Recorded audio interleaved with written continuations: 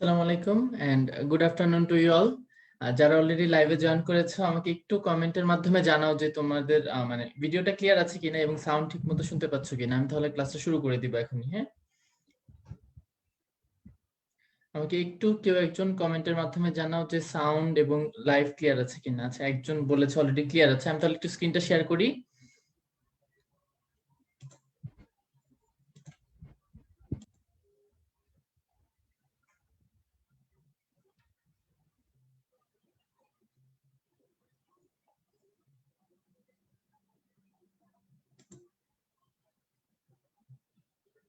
আচ্ছা, দু একজন ওকে স্যার বলতেছে। স্যার বলা লাগবে না, হ্যাঁ ভাইয়া বললেই হবে। স্যার বললে একটু বেশি বয়স্ক হয়ে যায়। আমি নিজেও তো এখনো স্টুডেন্টই।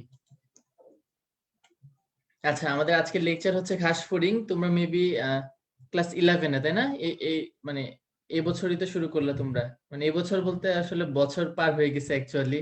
এই প্যান্ডেমিকের কারণে আসলে এত ঝামেলা, এই সবকিছুই বন্ধ। কলেজ লাইফ, তোমাদের কলেজ লাইফ বলতে কিছু এখন পর্যন্ত আসে নাই। তো সমস্যা নাই আসলে, যেভাবে চলতেছে ইনশাল্লাহ হয়তো বা, কারণ এখন তো ভিডিও মানে নিউজ টিউজে দেখা যায় যে পেশেন্ট কমে গেছে বেশ। তো হয়তো বা ভ্যাকসিন আসছে, ভালো কিছুই হওয়ার কথা যতটুকু পড়াশোনা। তো তোমাদের ইতিমধ্যে মনে হয় কয়টার মতো ক্লাস হয়েছে আমি ঠিক জানি না, এক্সাক্ট খেয়াল নেই আমার নিজের। আসলে পরীক্ষা চলতেছিল, পরশুদিনই পরীক্ষা শেষ হয়েছে, 20 তারিখ আর কি। আমার প্রফ ছিল। তোমাদের তো সবকিছু বন্ধ, আমাদের মানে প্রফ মানে সবকিছু বন্ধ ছিল কিন্তু পরে এই প্রফ দিল। আর 2 মাস ধরে মনে করি কি অমানসিক একটা কষ্ট গেছে প্রফের জন্য। আচ্ছা তাকে নিজের গল্প না করে আমি ক্লাস শুরু করে দিই। তো আমরা ঘাসফড়িং এর হচ্ছে চ্যাপ্টারটা তুলনামূলক একটা কঠিন চ্যাপ্টার। হ্যাঁ, তুলনামূলক বললে তোমরা হয়তোবা এখন তো নতুন, তোমরা যখন পড়বা নিজেরা, এই যে এখন দেখবা, তারপরে দেখা যায় কি আলটিমেটলি অ্যাডমিশনের সময় ওইভাবে ক্লাস 11-এর ক্লাস তো আমরা এবছরই প্রথম শুরু করেছি। তো এর আগে যেটা দেখা যায় আসলে অ্যাডমিশনের সময় যখন আমি ক্লাসগুলো নেই ঘাসফড়িং এর, তখন হচ্ছে দেখা যায় যে বলে ভাই এটা পড়ি না, এটা ভাল লাগে না। আসলে কারো এটা তেমন একটা ভালো লাগে না চ্যাপ্টারটা, এটা একটা ট্রুথ। আর এইচএসসি সময় সবচেয়ে মেইন কথা যেটা দেখা যায় যে তোমাদের স্পেসিফিক্যালি প্রথম দিকের অংশ থেকে বাদ দিয়ে পুঞ্জাক্ষী ওমাটিডিয়াম এরকম কিছু অংশ আছে, তোমরা তো হয়তো বা বই দেখো নাই। আমাদের সেকেন্ড ক্লাসটা মূলত হচ্ছে গিয়ে তোমার সৃজনশীলের জন্য বেশি ইম্পর্টেন্ট, কারণ ওখানে যে পুঞ্জাক্ষী আছে ওমাটিডিয়াম ঘুরে ফিরে ওখান থেকে প্রশ্ন আসে। আর তোমরা যদি ওইভাবে এইচএসসি এর কোশ্চেন ব্যাংক এগুলো তো কিছু দেখো নাই, ওখানে দেখলেও দেখবা যে সেকেন্ড চ্যাপ্টার থেকে ইউজুয়ালি 2টার মতো প্রশ্ন আসে। হাইড্রা, রুই মাছ, ঘাসফড়িং তিনটা মিলাই মেবি 2টার মতো প্রশ্ন দিয়ে দেয়, আমার যতটুকু নিজের যতটুকু আইডিয়া। সো হয়তোবা তোমার বেশি পড়তে হবে না সৃজনশীলের জন্য, বাট তুমি যদি যারা ক্লাস করছো আজকে, তো ক্লাসের মধ্যে যদি তুমি মনোযোগ দিয়ে শুনো, আমি সবগুলো অবজেক্টিভ পর্যন্ত বলে দিব, ঠিক আছে? আজকে ফার্স্ট ক্লাসটা সিকিউ কম, এমসিকিউ বেশি অ্যাকচুয়ালি। তো আমি এমসিকিউ গুলো বলে দিব তোমাদের, যাতে দুই ভাবে সুবিধা হয়ে যায়। কোচিং এর ক্লাসগুলো করাতে একটা জিনিস ভালো হবে, তোমরা তো অ্যাডমিশন টেস্টের জন্য ভবিষ্যতে একটু অ্যাডভান্স থাকবা যে এখান থেকে কোশ্চেন গুলো, ঠিক আছে? তো আমরা এমসিকিউ পড়বো, আর সিকিউ তো যেটা লাগবে ওইভাবে আমরা সেটাই ওইভাবে বুঝে বুঝে পড়বো। ঠিক আছে, তাহলে আমি ক্লাসটা শুরু করি। এটা একটা এক্সপ্রেশন আর কি, যে ঘাসফড়িং দেখলে আসলে এরকম সিমিলার কাইন্ড অফ একটা এক্সপ্রেশন থাকে সবার, আই গিভ আপ আর কি। আমি নিজে আমার এইচএসসি সময়টা পড়ি নাই, পরে অ্যাডমিশনের জন্য পড়া লাগছে, আমি নিজেই কিন্তু আমার এইচএসসির জন্য পড়ি নাই। এখন কেন পড়বো এটা আসলে একাডেমিকের জন্য এটা না, ভর্তি পরীক্ষার জন্য চিন্তা করলে ঘাসফড়িং চ্যাপ্টারটা সিলেবাসে আসে হচ্ছে 2014 কি 15 দিকে। তো তখন থেকে মোটামুটি প্রতি বছরই একটা করে প্রশ্ন আসে, ঠিক আছে? তো এখনই আগে আগে পড়ে ফেলো, বা এটা হচ্ছে মেডিকেল ভর্তি পরীক্ষার জন্য আমি বললাম, মেডিকেল ডেন্টাল বা বিভিন্ন ভর্তি পরীক্ষাও কিন্তু ওইভাবেই প্রশ্ন আসে। তো ওইভাবেই নিজেকে আগে থেকে প্রিপেয়ার্ড রাখো, প্লাস এইচএসসি তো এমসিকিউ তো থাকবে অবশ্যই। একটা মার্কস আসলে অনেক বেশি ইম্পর্টেন্ট, তাই না? কারণ এখন তো ওই যে 79 থাকলে অনেকের 79-তে আটকায় যায়, 78-এ আটকায় যায়। তো প্রতিটা মার্কসের জন্য ফাইট করতে হবে, ওইভাবেই প্রিপারেশন রাখতে হবে। আর একটা বই খাতা কলম যতটুকু রাখো, অনলাইন তো আসলে ওইভাবে লিখারও ব্যবস্থা নাই। আচ্ছা, প্রথমে আমরা একটা জিনিস পড়বো। আমরা অর্থোপটেরোলজি, ঠিক আছে। আমরা মেইন পড়ায় চলে আসি। এটা তোমাদের আজমল স্যারের বইয়ে নাই, তোমরা তো সবাই মোটামুটি আজমল স্যারের বই পড়ো। আর যারা আজমল স্যারের বই পড়ো না, হয়তো বা তোমাদের কলেজ থেকে ভিন্ন কোনো বই পড়ায় বা ভিন্ন কোনো ইনস্ট্রাকশন আছে, তো তোমাদের জন্য একটা ক্লিয়ার ইনস্ট্রাকশন আমার পক্ষ থেকে থাকবে, তোমরা অবশ্যই ভর্তি পরীক্ষা দিবা, তাই না? সো ভর্তি পরীক্ষা যেহেতু দিবা, আমি এটা ফার্স্টলি বলে দেই, এটা নিয়ে অনেক সমস্যা হয়, যেটা তোমরা যখন অ্যাডমিশন টেস্টের কোচিং করতে আসো তখন গিয়ে সমস্যাটা তোমরা পড়ো। তো যার যার কলেজে যেই বই পড়াক, তোমাদের কিন্তু আসলে এইচএসসি পার করে অ্যাডমিশন টেস্ট কিন্তু তোমাদের মেইন ফোকাস, তাই না? আমি 2 বছর আগে তো অ্যাডভান্স বলতেছি, তোমরা বলতে পারো যে ভাইয়া আপনি তো 2 বছর সামনে চলে গেলেন, এত 2 বছর সামনে যাওয়ার কি দরকার? সো এত সামনে যাওয়ার কিছু না, বাট অবশ্যই তোমরা যেটা করবা, জুলজির জন্য আজমল স্যার, বোটানির জন্য হাসান স্যার, কেমিস্ট্রির জন্য হচ্ছে হাজারি স্যার, আর ফিজিক্সের জন্য ইসাক স্যার। এই 4টা বই তোমরা পড়ো না পড়ো অ্যাটলিস্ট তোমাদের কাছে রাখবা। তোমরা সিকিউর জন্য ওইভাবে না পড়ো, বাট একটু এই বইগুলা পড়ার প্র্যাকটিস রাখলে ভালো, ঠিক আছে? তোমাদের কলেজে ভিন্ন বই পড়ায়, বাট এই বইগুলা থেকে অ্যাডমিশন টেস্টে প্রশ্ন হবে, তো তোমার কাছে আগে থেকে এই বইগুলা থাকা খুবই জরুরি, ঠিক আছে? এটা কিন্তু আসলে অনেক নিজা, মানে আমার নিজের কলেজে হচ্ছে হাজারি স্যারের বই আমি জীবনে পড়িনি, ইসাক স্যারের বই পড়াইতো না, তপন স্যারের বই কিন্তু ইন্টারে খুব ফেভারিট টিচারদের ওইভাবে সিকিউর জন্য। তোমরা কিন্তু এই বইগুলা রাখবা, হ্যাঁ? এটা আমাদের মানে বৃহৎ মানে বড় স্বার্থটাও চিন্তা করতে হবে, শুধুমাত্র তোমার খালি এইচএসসি টা দিলাম ওইভাবেই চিন্তা করলে হবে না, ঠিক আছে? সো এই বইগুলো তোমরা সবাই রাখবা, হ্যাঁ? আজমল স্যার, হাসান স্যার, হাজারি স্যার, ইসাক স্যার, এগুলো তোমরা ফিউচারের জন্য আর কি আমি বলে নিলাম অলরেডি। তো আমরা মূল পড়ায় চলে আসি। তাহলে ঘাসফড়িং বিজ্ঞানের একটা শাখা আছে যেখানে ঘাসফড়িং নিয়ে আলোচনা করা হয়, এটাকে কি বলা হয়? অর্থোপটেরোলজি। তোমরা হয়তোবা ছোটকালে একটা ওয়ার্ড শুনেছো এন্টোমোলজি, তাই না? এন্টোমোলজি জিনিসটা কি? এন্টোমোলজি জিনিসটা হচ্ছে কি, বিজ্ঞানের যে শাখায় বিভিন্ন প্রকার পতঙ্গ নিয়ে আলোচনা করা হয়। তো পতঙ্গ নিয়ে যেখানে আলোচনা করা হয় তাকে বলা হয় এন্টোমোলজি।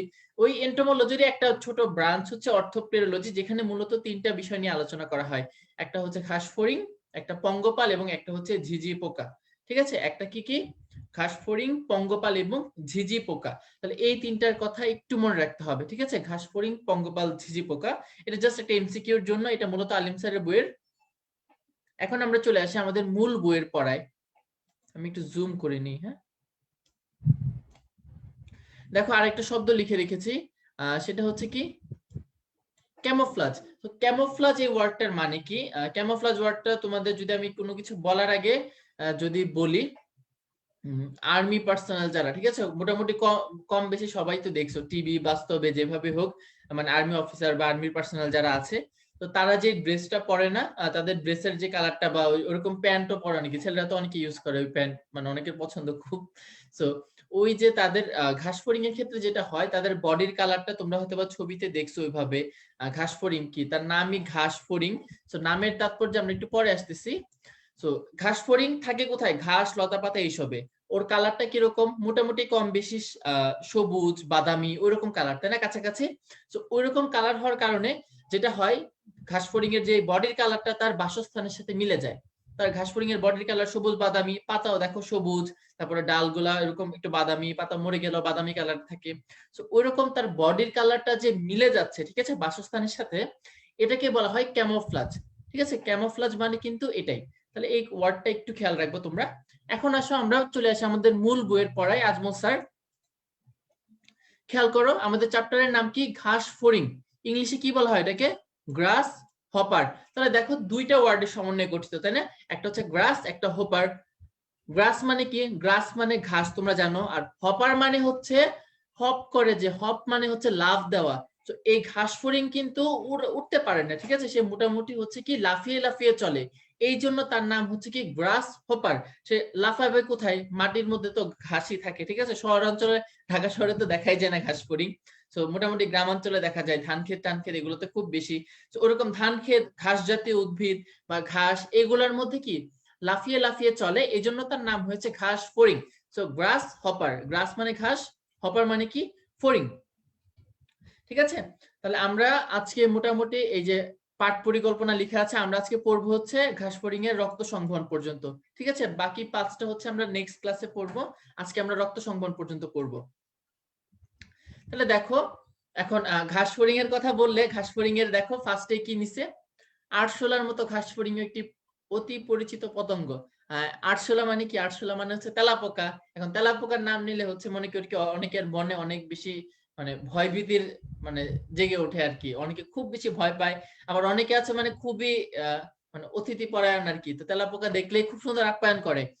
ঝাড়ু, ঝাঁটা বা পায়ের স্যান্ডেলে অ্যাকচুয়ালি বেশি। ঝাড়ু ঝাঁটা থেকেও স্যান্ডেল-ট্যান্ডেল দিয়ে মারতে বেশি পছন্দ করে মানুষজন। সো তেলাপোকা তোমরা আসলে কলেজে প্র্যাকটিক্যাল তো যাও নাই, কলেজে কাটা লাগবে। যখন কলেজ শুরু হবে তখন কিন্তু কলেজে তেলাপোকা কাটা লাগে। ঠিক আছে? ঘাসফড়িং তো এভেইলেবল না। তেলাপোকা আবার নাকি নিজেদের ধরে নিয়ে যেতে হয়। ঠিক আছে? আমি জানি না, আমি ক্যারেট কলেজে পড়াশোনা করেছি। আমাদের তো কলেজ থেকেই দিত সব।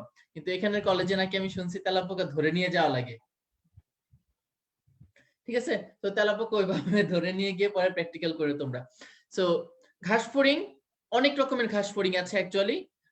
সারা পৃথিবী যদি বলো, সম্পূর্ণ পৃথিবীতে অলমোস্ট 20,000-এর মতো ঘাসফড়িং আছে। আর বাংলাদেশে মোটামুটি, বাংলাদেশ কি পুরা পৃথিবীর মধ্যে খুব ছোট একটা অংশ। তো এই পুরা পৃথিবীর মধ্যে জাস্ট 20 প্রজাতির ঘাসফড়িং থাকে হচ্ছে বাংলাদেশে। তাহলে সমস্ত পৃথিবীতে ঘাসফড়িং থাকে 20,000, আর বাংলাদেশের প্রজাতি কত? 20 প্রজাতির। এখন তোমাদের বইয়ে এই যে এই জিনিসগুলো আছে, এগুলো কেটে দাও। হ্যাঁ, এগুলা কিন্তু লাগবে না। এগুলা কেউ পড়ার চিন্তা ভাবনা করো না যে আমি একটু পড়বো, পরীক্ষার মধ্যে লিখবো, এগুলা কখনো জীবনেও আসবে না। ঠিক আছে? তো এটা নিয়ে টেনশন করার কোনো দরকার নেই। তাহলে সমস্ত পৃথিবীতে ঘাসফড়িং 20,000, আর বাংলাদেশে কত? বাংলাদেশে হচ্ছে 20 প্রজাতির। এখন এই এত সব ঘাসফড়িংকে ভাগ করেছে দুইটা গোত্রে। ঠিক আছে? কিছু কিছু ঘাসফড়িং আছে যাদের অ্যান্টেনা গুলা লম্বা, আর কিছু আছে যাদের অ্যান্টেনা গুলা খাটো। তো এরকম লম্বা অ্যান্টেনা যুক্ত ঘাসফড়িং গুলাকে ভাগ করেছে কি টেট্রিননিডি, আর যে খাটো অ্যান্টেনা যুক্ত ঘাসফড়িং এগুলাকে কিসে? অ্যাক্রিডিডি গোত্রের মধ্যে। ঠিক আছে? আমরা ডিটেইলসে পরে আসবো, আমরা জাস্ট একটু ইন্ট্রোডাক্টরি কথাবার্তা পড়ছি। তাহলে ঘাসফড়িং পৃথিবীতে 20,000, বাংলাদেশে কত? 20 প্রজাতির। এখন এই ঘাসফড়িং গুলাকে অ্যাজ এ হোল দুইটা ভাগে ভাগ করেছে। এটা হচ্ছে ঘাসফড়িং এর ফ্যামিলি, টেট্রিননিডি এবং অ্যাক্রিডিডি। লম্বা দেখো, টেট্রিননিডি টি মানে টল, তার মানে এটা কি? এটা হচ্ছে লম্বা অ্যান্টেনা যুক্ত ঘাসফড়িং। আর অ্যাক্রিডিডি এটা হচ্ছে খাটো। ঠিক আছে? এই দুইটা ভাগে ভাগ করেছে। আর লাস্ট একটা কথা যেটা জানতে হবে, দেখো আমি লাইনে দাগ দিয়ে রেখেছি। তোমার ঘাসফড়িং এর যে প্রজাতিগুলো আছে, কিছু প্রজাতি তাদেরকে বলা হয় পঙ্গপাল। ঘাসফড়িং এর যে অনেকগুলো প্রজাতি আছে তার মধ্যে কিছু প্রজাতিকে কি বলা হয়? কিছু প্রজাতিকে বলা হয় পঙ্গপাল। পঙ্গপাল নিয়ে লাস্ট ইয়ার খুব নিউজ হয়েছে যে বাংলাদেশে ইনফ্যাক্ট পঙ্গপাল চলে আসছে। পঙ্গপাল অ্যাকচুয়ালি এগুলো হচ্ছে আফ্রিকা বা মরুভূমি জাতীয় অঞ্চলগুলো, পাকিস্তানও পর্যন্ত থাকে, বা লাস্ট ইয়ার ইন্ডিয়া পর্যন্ত এসেছে এবং একটা গুজব ছড়িয়েছিল যে বাংলাদেশে পর্যন্ত আসতেছে। সো ওইভাবে তুমি, পঙ্গপাল হচ্ছে এক প্রজাতির ঘাসফড়িং যাদের মূল কি? 4টা পয়েন্ট পড়তে হবে। এরা হচ্ছে বাদামি বর্ণের, মাঝারি আকৃতির, ঝাঁক বেঁধে চলে, এবং আরেকটা কি? দেখো, পঙ্গপাল গ্রীষ্মমণ্ডলীয় দেশের শস্য ক্ষেতের জন্য হুমকি স্বরূপ। তো তোমার বেসিক্যালি এটা এমসিকিউর জন্য, বা তোমার যদি সৃজনশীলের 3 নাম্বার প্রশ্ন, সরি সৃজনশীল না অ্যাকচুয়ালি, মানে সৃজনশীল এমসিকিউ যেগুলো, ঠিক আছে, যে দক্ষতা প্রয়োগের এমসিকিউ যেগুলা, যে নিচের কোনটি পঙ্গপালের ক্ষেত্রে এরকম দিয়ে দিতে পারে, বাদামি বর্ণের, মাঝারি আকৃতির জায়গায় বড় আকৃতির দিতে পারে, ছোট আকৃতির, তারপরে অর্থনৈতিকভাবে উপকারী অপকারী। তো এরকম একটা এমসিকিউ কিন্তু হতে পারে এখান থেকে। তাহলে কি মনে রাখবা? পঙ্গপাল বাদামি বর্ণের, মাঝারি আকৃতির এবং ঝাঁক বেঁধে চলে। কি বললাম? পঙ্গপাল বাদামি বর্ণের, মাঝারি আকৃতির এবং ঝাঁক বেঁধে চলে। ক্লিয়ার কথাটা? আচ্ছা, এখন আমরা প্রথমেই বলতেছিলাম যে পতঙ্গ বা পোকামাকড়ের কথা বলছিলাম, তাই না? যে অর্থোপ্টেরোলজি, এন্টোমোলজি ছিল পোকামাকড় নিয়ে আলোচনা করা, পতঙ্গ নিয়ে। এন্টোমোলজির একটা ছোট ব্রাঞ্চ হচ্ছে অর্থোপ্টেরোলজি, তাই না? তো ঘাসফড়িংকে কেন পতঙ্গ বলছে? ঘাসফড়িংকে পতঙ্গ বলার কারণ হচ্ছে, দেখো, এটা একটা 2 নাম্বারের প্রশ্ন তোমাদের পরীক্ষার জন্য। ঠিক আছে? এটা তোমরা ভালো করে মার্ক করে রাখবা। এটা কিন্তু 2 নাম্বারের জন্য আসতে পারে। যে মানে সৃজনশীলের যে 2 নাম্বার প্রশ্নগুলা কি জানি, জ্ঞানমূলক, তারপর হচ্ছে 2 নাম্বার ভুলে গেছি, আসলে 5-6 বছর আগে পড়েছি। অনুধাবন, তাই না? অনুধাবনের প্রশ্নগুলা। সো এই অনুধাবনের যে প্রশ্ন ওখানে দিতে পারে, ঘাসফড়িংকে কেন পতঙ্গ শ্রেণীভুক্ত প্রাণী বলা হয়। তাহলে খুব সুন্দর করে তোমরা এখানের পয়েন্টগুলো একটু পড়ে ফেলতে হবে। ঠিক আছে? আমরা ইন ডিটেইলস কিন্তু সামনে এটা আসবো, আমরা যখন পুরোটা চ্যাপ্টার পড়বো তখন দেখবো যে তোমার এই জিনিসগুলো অলরেডি জানা হয়ে গেছে। তো ঘাসফড়িং কেন পতঙ্গ? পতঙ্গ হচ্ছে ওদের বডিতে একটা কাভারিং আছে, তাই না? কাইটিন যুক্ত আবরণী। ঠিক আছে? কাইটিন আর কিউটিন। কাইটিন হচ্ছে এক ধরনের পলিস্যাকারাইড। ঠিক আছে? কাইটিন মানে পলিস্যাকারাইড মানে কি, তোমরা কোষ রসায়ন চ্যাপ্টার হয়তো বা পড়ে ফেলেছো অলরেডি। পলিস্যাকারাইড মানে কি? অনেকগুলা সুগার ইউনিট নিয়ে গঠিত। তাহলে কাইটিন হচ্ছে একটা পলিস্যাকারাইডের গঠন। মানে পলিস্যাকারাইড, ঠিক আছে, এক ধরনের। তোমরা ওই চ্যাপ্টারে পাবা বিভিন্ন কাঁকড়া টাকরা এগুলোর হচ্ছে গিয়ে সেটা আবরণী, কাইটিন, এগুলো হচ্ছে এক ধরনের পলিস্যাকারাইড, ঠিক আছে, অনেকগুলো সুগার ইউনিট নিয়ে তৈরি। তাহলে ঘাসফড়িং এর বডিটা কি দিয়ে আবৃত? কাইটিনময়। বা তেলাপোকা, ঘাসফড়িং না ধরে থাকলেও তেলাপোকা বাসার মধ্যে কখনো মায়েরা দেখবা তেলাপোকার বডিটা ওরকম কাইটিনের মতো থাকে, ঠিক আছে, একটু শক্ত, হালকা শক্ত খোলসের মতো, বা চিংড়ি মাছ যদি বলো সেম। এখন ওর বডিকে ভাগ করেছে তিনটা ভাগে, একটা হচ্ছে মস্তক, একটা বক্ষ, একটা উদর। আমরা ছবিতে দেখবো একটু পর। তাহলে ওর বডির কাভারিংটা হচ্ছে কাইটিন যুক্ত, আর বডিতে কয়টা ভাগে ভাগ করেছে? তিনটা ভাগ, একটা হচ্ছে মস্তক, একটা বক্ষ এবং আরেকটা কি উদর। মস্তক, বক্ষ এবং উদর। তারপরে দেখো 2 নম্বরে কি বলেছে? 3 জোড়া সন্ধিযুক্ত পা। 3 জোড়া সন্ধিযুক্ত পা, তাহলে তার পা থাকে কয় জোড়া? 3 জোড়া। ওর বক্ষ অ্যাকচুয়ালি 3টা ভাগে বিভক্ত, 3টা ভাগের মধ্যে প্রত্যেকটা বক্ষের মধ্যে 1 জোড়া করে পা থাকে এবং 1 জোড়া ডানা।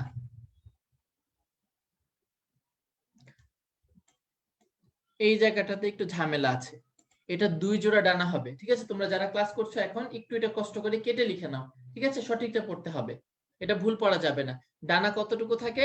ডানা থাকে হচ্ছে তোমার 2 জোড়া ডানা থাকে বক্ষে, কিন্তু ঘাসফড়িং এর ডানা কিন্তু 2 জোড়া, 1 জোড়া না, এটা একটু কেটে ঠিক করে নাও। আর উদরে মূলত কোনো উপাঙ্গ থাকে না, আমরা ডিটেইলস পরে পড়বো। ওর শ্বসনের জন্য প্রধান অঙ্গ হচ্ছে ট্রাকিয়া, আমাদের মানুষের ক্ষেত্রে কি ফুসফুস, আর ওর ক্ষেত্রে কি ট্রাকিয়া। তারপরে ওর রক্ত সংবহন তন্ত্রটা মুক্ত, কেন মুক্ত আমরা পরে বলবো। আর লাস্টে কি আছে?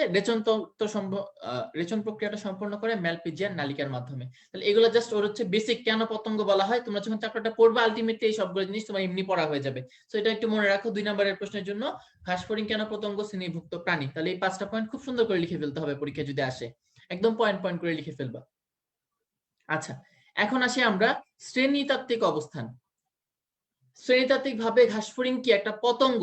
তো যত পতঙ্গ আছে তোমরা ফার্স্ট চ্যাপ্টারে ক্লাস করেছো, পতঙ্গগুলা সব হচ্ছে আর্থ্রোপোডের মধ্যে অন্তর্ভুক্ত। আর্থ্রোপোড হচ্ছে একটা ফাইলাম, প্রাণী জগতের সর্ববৃহৎ ফাইলাম হচ্ছে আর্থ্রোপোডা। তো এই আর্থ্রোপোডের মধ্যেই যেসব সন্ধিপদী প্রাণী আছে, দেখো কেন আর্থ্রোপোড বলছে তাদের, তারা সন্ধিপদী, ঠিক আছে, সন্ধিযুক্ত পা মানে কি পা গুলো হচ্ছে পায়ের মধ্যে বিভিন্ন জয়েন্ট, মানে জয়েন্ট আছে আর কি, সোজা কথা জয়েন্ট আছে বিভিন্ন, এরকম না। আমাদের তো জাস্ট ধরো 2-1টা মেজর জয়েন্ট আর কি, ওদের অনেকগুলো মাল্টিপল জয়েন্ট, এই জন্য বলছি কি সন্ধিযুক্ত পা। আর কাইটিন নির্মিত বহিঃকঙ্কাল থাকে, আমরা একটু আগে পড়েছি যে ওর বডির যে এক্সটার্নাল কাভারিংটা সেটা কাইটিন নির্মিত। 2 নম্বরে কেন ইনসেক্টটা? কারণ ওর বডিকে মস্তক, বক্ষ, উদর 3টা অংশে ভাগ করেছে। 3 নম্বরে ওর সাব ক্লাস, ফাইলাম, ক্লাস, তোমরা ওই যে কেপিক অফ জিএস দিয়ে পড়েছো তাই না, কেপিক অফ জিএস। তো কিংডম তো অবশ্যই এটা অ্যানিমেলই হবে, প্রাণীবিদ্যা চ্যাপ্টার মানে এখানে সবকিছু অ্যানিমেলের মধ্যে হবে, আর উদ্ভিদবিদ্যা মানে হচ্ছে প্ল্যান্টের মধ্যে। সো ফাইলাম আর্থ্রোপোডা, ক্লাস হচ্ছে তোমার ইনসেক্টা।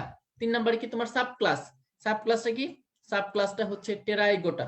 কি বললাম? সাব ক্লাস হচ্ছে টেরাইগোটা। তারপর তোমার ফ্যামিলি আছে অ্যাক্ট্রিডিডি।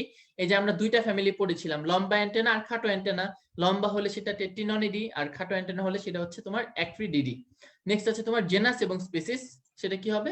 পোইকেলোসেরাস পিকটাস। এই একটা বৈজ্ঞানিক নামই পরীক্ষার জন্য মনে রাখতে হবে, ঠিক আছে, আর কোনো বৈজ্ঞানিক নাম পড়ার কোনো দরকার নেই কষ্ট করে, জাস্ট এই একটা বৈজ্ঞানিক নাম মনে রাখবা, পোইকেলোসেরাস পিকটাস। ওকে, আচ্ছা, এখন আসি আমরা ঘাসফড়িং এর বাসস্থান। এটা আসলে খুব ইম্পর্টেন্ট কিছু না। বাসস্থানটা কি হবে আমরা ফার্স্ট একটু বলেছিলাম যে নাম তার কি ঘাসফড়িং। তো সে কোথায়?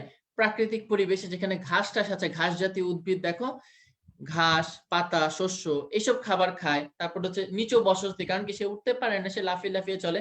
তো মোটামুটি একটা নিচু বসতি যেখানে ঘাস, লতা পাতা, ঘাস জাতীয় উদ্ভিদ আছে, সেখানে ঘাসফড়িং থাকে, ঠিক আছে। তো জাস্ট এটার এত ইম্পর্টেন্ট না, বাসস্থান নিয়ে এত টেনশন করার কোনো দরকার নেই আর কি।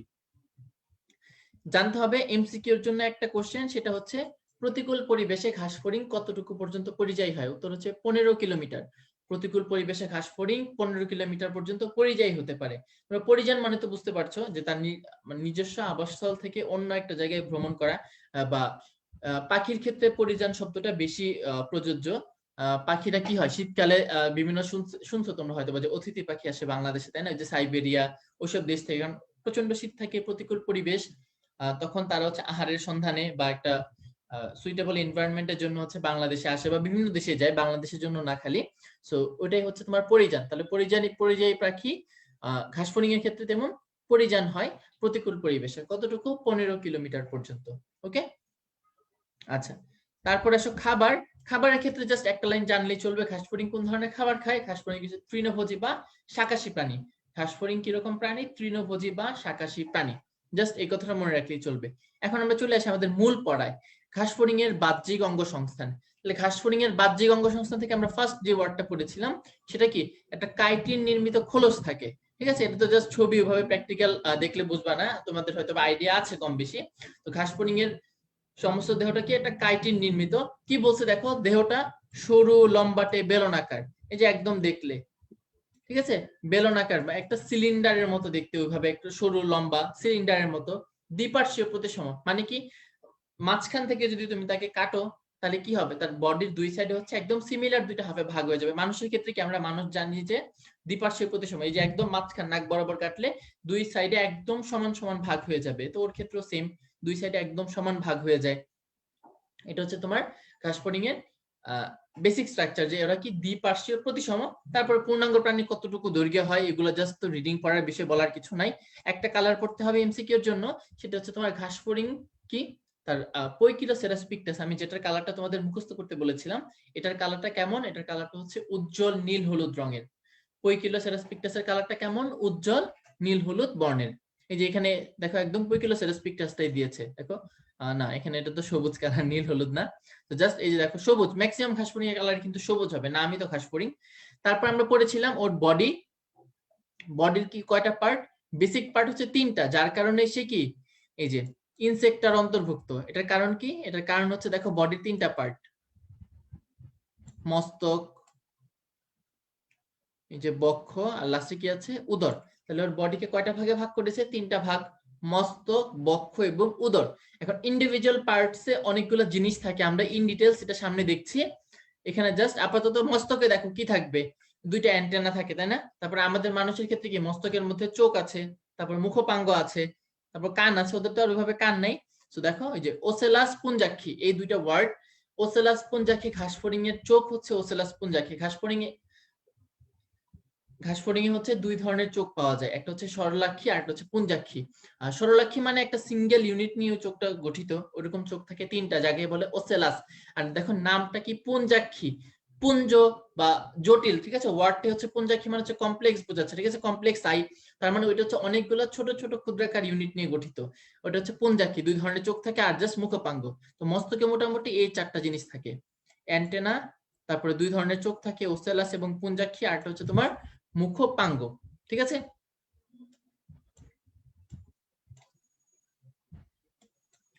এই যে এবার আসো, ঘাসফড়িং এর সমস্ত দেহ কি দ্বারা আবৃত থাকে? কাইটিন যুক্ত কিউটিকল। ওই যে কিউটিকল, কিউটিকল মানে হচ্ছে বডির আবরণী বা কাভারিং। আর ওইটা কিউটিকলটা কি দিয়ে তৈরি? সেটা হচ্ছে কাইটিন দিয়ে। কাইটিন মানে কি? কাইটিন হচ্ছে এক ধরনের পলিস্যাকারাইড। তারপর তার যে বহিঃকঙ্কালটা, সেটা হচ্ছে কি নিঃসৃত পদার্থে সৃষ্ট? হাইপোডার্মিস। তোমরা যখন বিভিন্ন ভ্রূণের স্তর পড়বা, এপিডার্মিস, মেসোডার্ম, এপিডার্ম, মেসোডার্ম এবং হচ্ছে এন্ডোডার্ম, ওটা তো আলাদা আছে মানুষের ক্ষেত্রে ওইভাবে। ওর ক্ষেত্রে দেখো হাইপোডার্মিস। তোমরা স্কিনের লেয়ার পড়বা সামনে হয়তো বা, একটা হচ্ছে এপিডার্মিস, একদম এক্সটার্নাল যে লেয়ারটা স্কিনের, সেটাকে বলে এপিডার্মিস। তার নিচে হচ্ছে ডার্মিস, আর ডার্মিসের নিচের অংশটা হচ্ছে হাইপোডার্মিস। ওরকম ওর ক্ষেত্রে দেখো ওর বহিঃকঙ্কাল যেটা, সেটা কি নিঃসৃত পদার্থ তৈরি হয়? হাইপোডার্মিস, ঠিক আছে? ডার্মাল লেয়ারের নিচে। হাইপো মানে হচ্ছে নিচে, এই যে ডার্মিস মানে এটা নিচে, তার মানে হাইপোডার্মিস নিঃসৃত পদার্থের সৃষ্টি হচ্ছে ওর বহিঃকঙ্কালটা। প্রত্যেকটা দেহখণ্ডকে কি গঠন করেছে? স্ক্লেরাইট।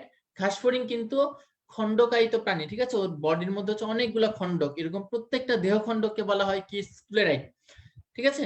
দেখো প্রতিটা দেহখণ্ডকে কি গঠন করেছে? স্ক্লেরাইট নামক কিছু কঠিন প্লেটের মতো গঠন। এবং এই স্ক্লেরাইট গুলা একটা আরেকটার সাথে কি দ্বারা সংযুক্ত থাকে? সূচার নামক ঝিল্লি, ঠিক আছে? এরকম অনেকগুলো পার্টস থাকে, আর প্রত্যেকটার মধ্যে কি সংযোগ থাকে? প্রত্যেকগুলার সংযোগের মধ্যে কি পাওয়া যায়? এগুলোর মধ্যে পাওয়া যায় কি? সূচার নামক পাতলা পর্দা বা পাতলা ঝিল্লি। এই খণ্ডকগুলা আবৃত থাকে সূচার দিয়ে। তাহলে এই চারটা ওয়ার্ড মনে রাখতে হবে। ঘাসফড়িং এর সারা দেহ কাইটিন যুক্ত কিউটিকল দ্বারা আবৃত। বহিঃকঙ্কাল কি নিঃসৃত পদার্থে তৈরি? হাইপোডার্মিস। কি গঠন করেছে? প্রতিটা দেহখণ্ডকে স্ক্লেরাইট নামক কিছু কঠিন প্লেটের মতো গঠন। আর এই স্ক্লেরাইট গুলা কি দ্বারা সংযুক্ত থাকে? সূচার নামক পাতলা ঝিল্লি দ্বারা। তাহলে এই চারটা ওয়ার্ড একটু মুখস্থ করে ফেলো তোমরা, ওকে? এবার আসো ঘাসফড়িং এর দেহের বাহ্যিক বা এক্সটার্নাল স্ট্রাকচার কি কি আছে। তিনটা পার্টসে বেসিক্যালি ভাগ করেছে, মস্তক, বক্ষ, উদর। আমরা সরি, আমরা কিন্তু বারবার একই ওয়ার্ড রিপিট করছি, তাহলে ঘাসফড়িং এর বডি 3টা পার্ট, ক্লাসে আর কিছু মনে না থাকুক, নতুন নতুন তো একটু কষ্ট হবেই। সো মস্তক, বক্ষ, উদর, এই 3টা ওয়ার্ড মনে রাখবা, বডি 3টা পার্ট। মস্তকে কি থাকে আমরা আগেই বলেছিলাম, মানুষের ক্ষেত্রে আছে মুখপাঙ্গ, চোখ আছে, কান, ঠিক আছে। তো ওদের ক্ষেত্রে কি, ওদেরও সেম মুখপাঙ্গ আছে, তারপর চোখ, পুঞ্জাক্ষী বলেছে, সরলাক্ষীটা বাদ দিয়েছে, চোখ আছে, আর কি অ্যান্টেনা, ওই অ্যান্টেনাই হচ্ছে ওদের নাক এবং কানের কাজ করে, এক প্রকার বলতে পারো আর কি, বিভিন্ন গ্রন্থ মানে গ্রন্থটন্থ নেওয়া, ঠিক আছে, ঘ্রাণ, তারপর হচ্ছে গিয়ে শ্রবণ অনুভূতি নেওয়ার জন্য আলাদা অঙ্গ আছে। তো মোটামুটি মস্তকে থাকে এই 3টা জিনিস। বক্ষে কি পাওয়া যায়, বক্ষে পাওয়া যায় 3 জোড়া পা, আমরা ওই একদম প্রথম দিকে বলেছিলাম ওর বক্ষের খণ্ডক আছে 3টা, অগ্র, মধ্য এবং পশ্চাৎ বক্ষ। তো প্রত্যেকটা খণ্ডকের মধ্যে কি 1 জোড়া করে পা থাকে, তাহলে হচ্ছে গিয়ে 3টা বক্ষে মানে 3টা পার্টে 3 জোড়া পা, এবং দেখো এই যে 2 জোড়া ডানা থাকে, ঠিক আছে। এই প্রথমে এই জন্যই বলেছিলাম এটা কেটে ঠিক করে নাও, 1 জোড়া হবে না কিন্তু, ডানা হবে 2 জোড়া, এটা মনে রাখতে হবে।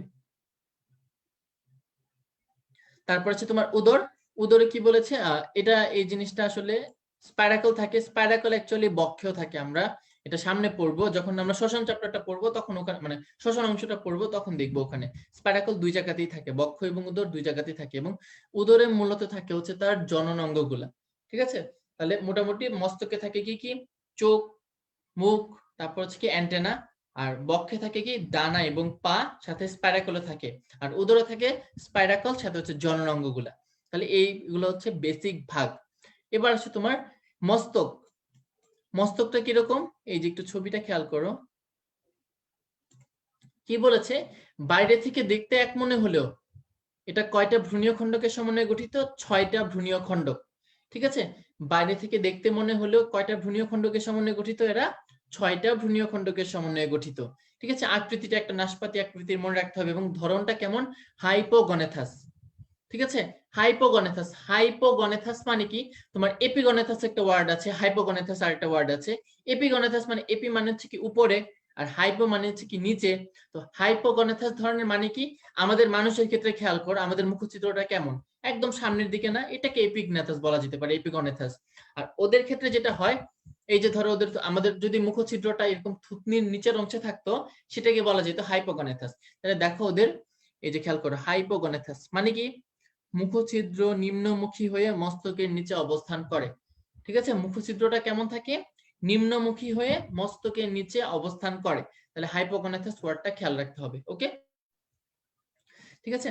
তারপরে এগুলার জাস্ট এইসব স্ট্রাকচার ওইভাবে লাগবে না, হ্যাঁ, এই যে এইভাবে একটা স্থিতিস্থাপক গ্রীবার সাহায্যে থাকে সমকোণে, এগুলো এত ডিটেইলস লাগবে না, এগুলো জাস্ট একটু এমসিকিউর জন্যই পড়তে হবে, বা যদি সৃজনশীলের জন্য ওইভাবে বা আসেও স্ট্রাকচার লিখতে হয়, তুমি জাস্ট এই বেসিক যে লাইনগুলো দাগ দেওয়া আছে এই লাইনগুলো লিখলে আমার মনে হয় এনাফ। মস্তক তাহলে কি, দেখতে এক মনে হলো 6টা খণ্ডকের সমন্বয়ে গঠিত, তারপর কি থাকে, শেপটা হচ্ছে নাশপাতি আকৃতির, আর সৃজনশীল কখনো অ্যাকচুয়ালি আসেই না এই জায়গাটা থেকে, মস্তকের স্ট্রাকচার আসলে সর্বোচ্চ 2 নম্বরের জন্য দিতে পারে। তাহলে কিরকম, নাশপাতি আকৃতির, আর বোর্ড স্ট্যান্ডার্ডে আসলে এরকম ডিরেক্ট প্রশ্ন দেয় না যে হ্যাঁ মস্তক ঘাসফড়িং এর মস্তক বর্ণনা করো, ঠিক আছে, বোর্ড স্ট্যান্ডার্ডে এত ডিরেক্ট প্রশ্ন দেয় না। সো হাইপোগনেথাস ধরনের। তারপর কি থাকে, মুখছিদ্রটা নিম্নমুখী থাকে, গ্রীবা দিয়ে, একটা গ্রীবা মানে কি গলা, গ্রীবা দিয়ে বক্ষের সাথে সংযুক্ত, ক্লিয়ার। আর মস্তকের দেখো বহিঃকঙ্কালের নাম কি, হেড ক্যাপসুল বা এপিক্রেনিয়াম। আমাদের মানুষের ক্ষেত্রে আমাদের ব্রেন, বাইরে মাথা কি আছে, বোনস, তাই না, স্কালটা, তাহলে এই যে স্কালটা হচ্ছে কি আমাদের ব্রেনটাকে প্রোটেক্ট করে, তো ওদের ক্ষেত্রে ওদের যে ব্রেনটা আছে সেটাকে প্রোটেক্ট করে কি, হেড ক্যাপসুল বা এপিক্রেনিয়াম, হেড ক্যাপসুল বা এপিক্রেনিয়াম, তার মানে ওদের মস্তকের যে বহিঃকঙ্কাল তাকে বলা হয় হেড ক্যাপসুল বা এপিক্রেনিয়াম। এই যে হেড ক্যাপসুল, এটার কিছু ভাগ আছে, যেরকম আমাদের মানুষের ক্ষেত্রে আমাদের স্কাল যেটা আছে, স্কালের কিছু ভাগ আছে, তোমরা এই চ্যাপ্টারটা পড়োনি তাই আইডিয়া করতে পারবে না। যেমন এটাকে কি বলা হয়, কপাল, তাই না, কপালে যে বোনসটা থাকে, এখানে থেকে শক্ত বোনস আছে, এটা শক্ত তো সবারই শক্ত। সো এই কপালের যে বোনসটা আছে এটাকে কি বলা হয়, এটাকে বলা হয় হচ্ছে তোমার ফ্রন্টাল বোনস। তারপর আরো অনেক নাম আছে, টেম্পোরাল, প্যারাইটাল, অক্সিপিটাল। তো এরকম সেম ওদের ক্ষেত্রে ওদের মস্তকের বহিঃকঙ্কালটা, ওদের বডিতে তো ওরকম অস্থি নাই, বাট ওই যে আবরণীটা বহিঃকঙ্কালটা কাইটিন নির্মিত, সেটাকে বলে হেড ক্যাপসুল বা এপিক্রেনিয়াম। এটার কি কি পার্টস খেয়াল করো, পৃষ্ঠদেশের অঞ্চলটি, এটাকে কি বলা হয়, ভার্টেক্স।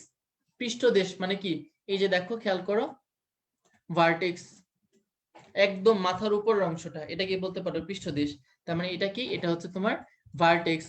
তারপর 2 নম্বরে কি দেখো, দুই পাশে থাকে জেনা, এই যে খেয়াল করো জেনা লেবেলিং করেছে, তাহলে আমাদের ক্ষেত্রে সেম। এই যে দেখো পৃষ্ঠদেশ এটা, তাহলে এটাকে কি বলা হবে? এটাকে বলা হবে ভার্টেক্স। এই যে দুই পাশকে বলা হবে জেনা।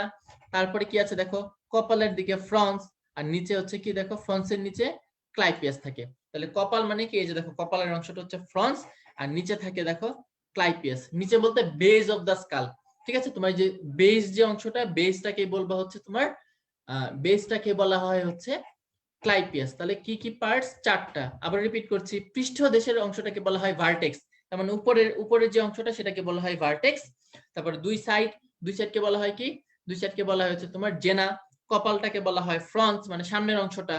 আর হচ্ছে তোমার নিচের দিকে যেটা হচ্ছে সাপোর্টিং বেস স্কালের, সেটা হচ্ছে তোমার ক্লাইপিয়াস। তাহলে চারটা অংশ কি কি? ভার্টেক্স, জেনা, ফ্রন্স এবং ক্লাইপিয়াস। কি বললাম?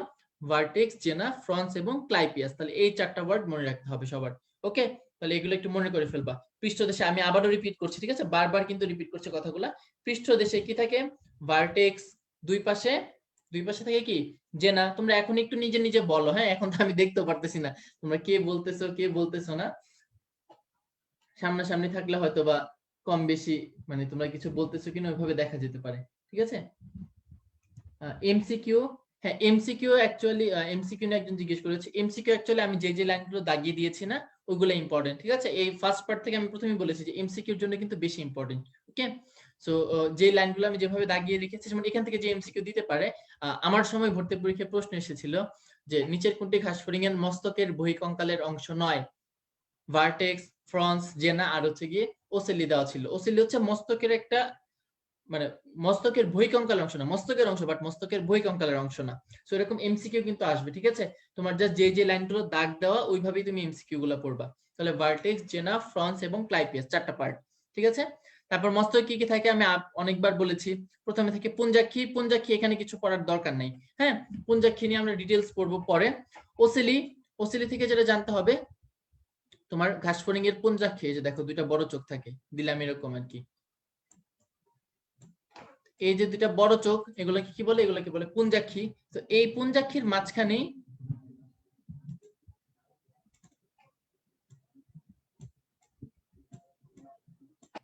এরকম ছোট ছোট তিনটা চোখ থাকে, এই চোখগুলোকে বলা হয় ওসেলি। এই যে খেয়াল করো, ওসেলি বহুবচন বা একবচনে বলা হয় ওসেলাস, ঠিক আছে? তো এই যে ওসেলি বা ওসেলাস, আর উপর থেকে জাস্ট একটু এই লাইনটা মনে রাখো যে পুঞ্জাক্ষীর গঠন কার্যের এককে বলা হয় ওমাটিডিয়া। জাস্ট আপাতত মনে রাখো, আমরা ডিটেইলস তো পরে পড়বো, এখানে আর ডিটেইলস দরকার নেই। তো এই যে দেখো ঘাসফড়িং এর দুইটি পুঞ্জাক্ষীর মাঝখানে কি থাকে? তিনটি সরলাক্ষী বা ওসেলি থাকে। তাহলে দুইটা পুঞ্জাক্ষীর মাঝখানে কি থাকে? তিনটি সরলাক্ষী বা ওসেলি। তারপর এটা কিরকম? এটা হচ্ছে কি পুরু, তারপর হচ্ছে কিউটিকল নির্মিত লেন্স থাকে, তারপর হচ্ছে কি এর মধ্যে কি থাকে? আলোক সংবেদী কোষ, ঠিক আছে? আলোক সংবেদী কোষ, যেগুলো আবার রঞ্জক যুক্ত, বিভিন্ন ধরনের রঞ্জক, যেমন আমাদের বডির কালারের জন্য একটা রঞ্জক আছে কি? মেলানিন। তারপর শ্বাস রঞ্জক আছে হিমোগ্লোবিন, তাই না? তো ওদের ক্ষেত্রে ওরকম চোখের মধ্যে রঞ্জক থাকে। তাহলে ওসেলি কি? তিনটা থাকে। তারপর এগুলো হচ্ছে কিউটিকল নির্মিত লেন্স থাকে, আর এটার ভিতরে একগুচ্ছ আলোক সংবেদী কোষ। এই আলোক সংবেদী কোষগুলা কি দ্বারা তৈরি? এগুলো হচ্ছে রঞ্জক পদার্থ থাকে এগুলোর মধ্যে। আর এই যে খেয়াল করো, ওসেলাসের তলদেশে কি থাকে? মস্তিষ্কে গমনকারী। ওসেলাস থেকে এই যে এরকম মস্তিষ্কের মধ্যে কি যাবে? এই যে আমাদের চোখের, আমাদের মানুষের চোখের ক্ষেত্রে কি থাকে? অপটিক নার্ভ থাকে, তাই না? চোখের পিছন থেকে যে অপটিক নার্ভটা ব্রেন থেকে, মানে অপটিক নার্ভ তো ব্রেন থেকে অরিজিনেট হয়, হয়ে হচ্ছে চোখের এখানে ইনসার্টেড হয়। তো এরকম ওদের ক্ষেত্রে ওদের ওসেলির নিচের তলদেশ থেকে কি থাকে? স্নায়ুতন্ত্র থাকে মস্তিষ্কে গমনকারী, ঠিক আছে? আর এর অভ্যন্তরে কি থাকে? এর অভ্যন্তরে থাকে কিছু আলোক সংবেদী কোষ, যারা হচ্ছে রেটিনার মতো কাজ করে, ঠিক আছে? ওসেলির মধ্যে, আমাদের চোখের মধ্যে যেমন, ভাইয়া গ্রাসহপারে কি চিত্র আঁকা শিখতে হবে? হ্যাঁ, চিত্র লাগবে। চিত্র এখন পর্যন্ত আসেনি, তোমার চিত্র হচ্ছে একটু পর থেকে শুরু হবে। হ্যাঁ, অনেকগুলো চিত্র আঁকা শিখতে হবে। কোনটা কোনটা শিখতে হবে ভাইয়া বলে দিব, ওকে? টেনশন করার দরকার নেই। তাহলে এই পার্টস গুলা মনে রাখলাম। তাহলে কি হলো? ওসেলি তিনটা থাকে, দুইটা পুঞ্জাক্ষীর মাঝখানে। আর ওসেলি কি থাকে? কিউটিকল নির্মিত লেন্স থাকে, ওদের মধ্যে আলোক সংবেদী কোষ, যেটা মেলানিন রঞ্জক যুক্ত।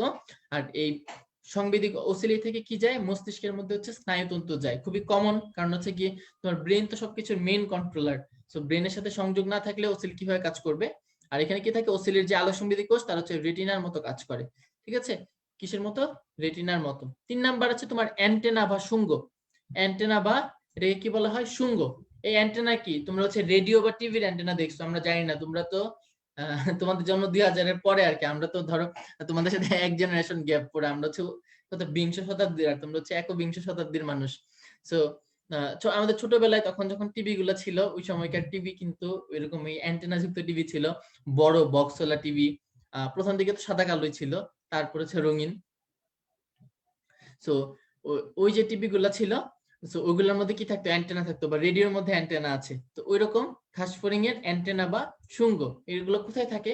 এই যে পুঞ্জাক্ষীর একদম সামনের দিকে এরকম দুইটা অ্যান্টেনা আর কি, এরকম শিংয়ের মতো আর কি। সো এই যে অ্যান্টেনা গুলো আছে, তো অ্যান্টেনা থাকে। অ্যান্টেনার কাজ কি? অ্যান্টেনা গুলো অবশ্যই সামনে থাকে এবং এগুলোকে ইচ্ছা মতো সে নাড়াইতে পারবে। তো অ্যান্টেনার কাজ হচ্ছে স্পর্শ, ঘ্রাণ এবং শব্দ তরঙ্গ, তিনটা জিনিস অনুভব করা। এই যে দেখো, স্পর্শ, ঘ্রাণ এবং শব্দ তরঙ্গ অনুভব করা। তার মানে দেখতেছো, আমি যে বলেছিলাম যে ওদের চোখ আছে, মুখ আছে, কান নাক নাই, কিন্তু কান এবং নাকের কাজগুলো কে করতেছে? অ্যান্টেনা করতেছে। তাহলে যে স্পর্শ, ঘ্রাণ এবং শব্দ তরঙ্গ অনুভব করা, এটা কার কাজ? এটা হচ্ছে তোমার অ্যান্টেনার কাজ। ঠিক আছে?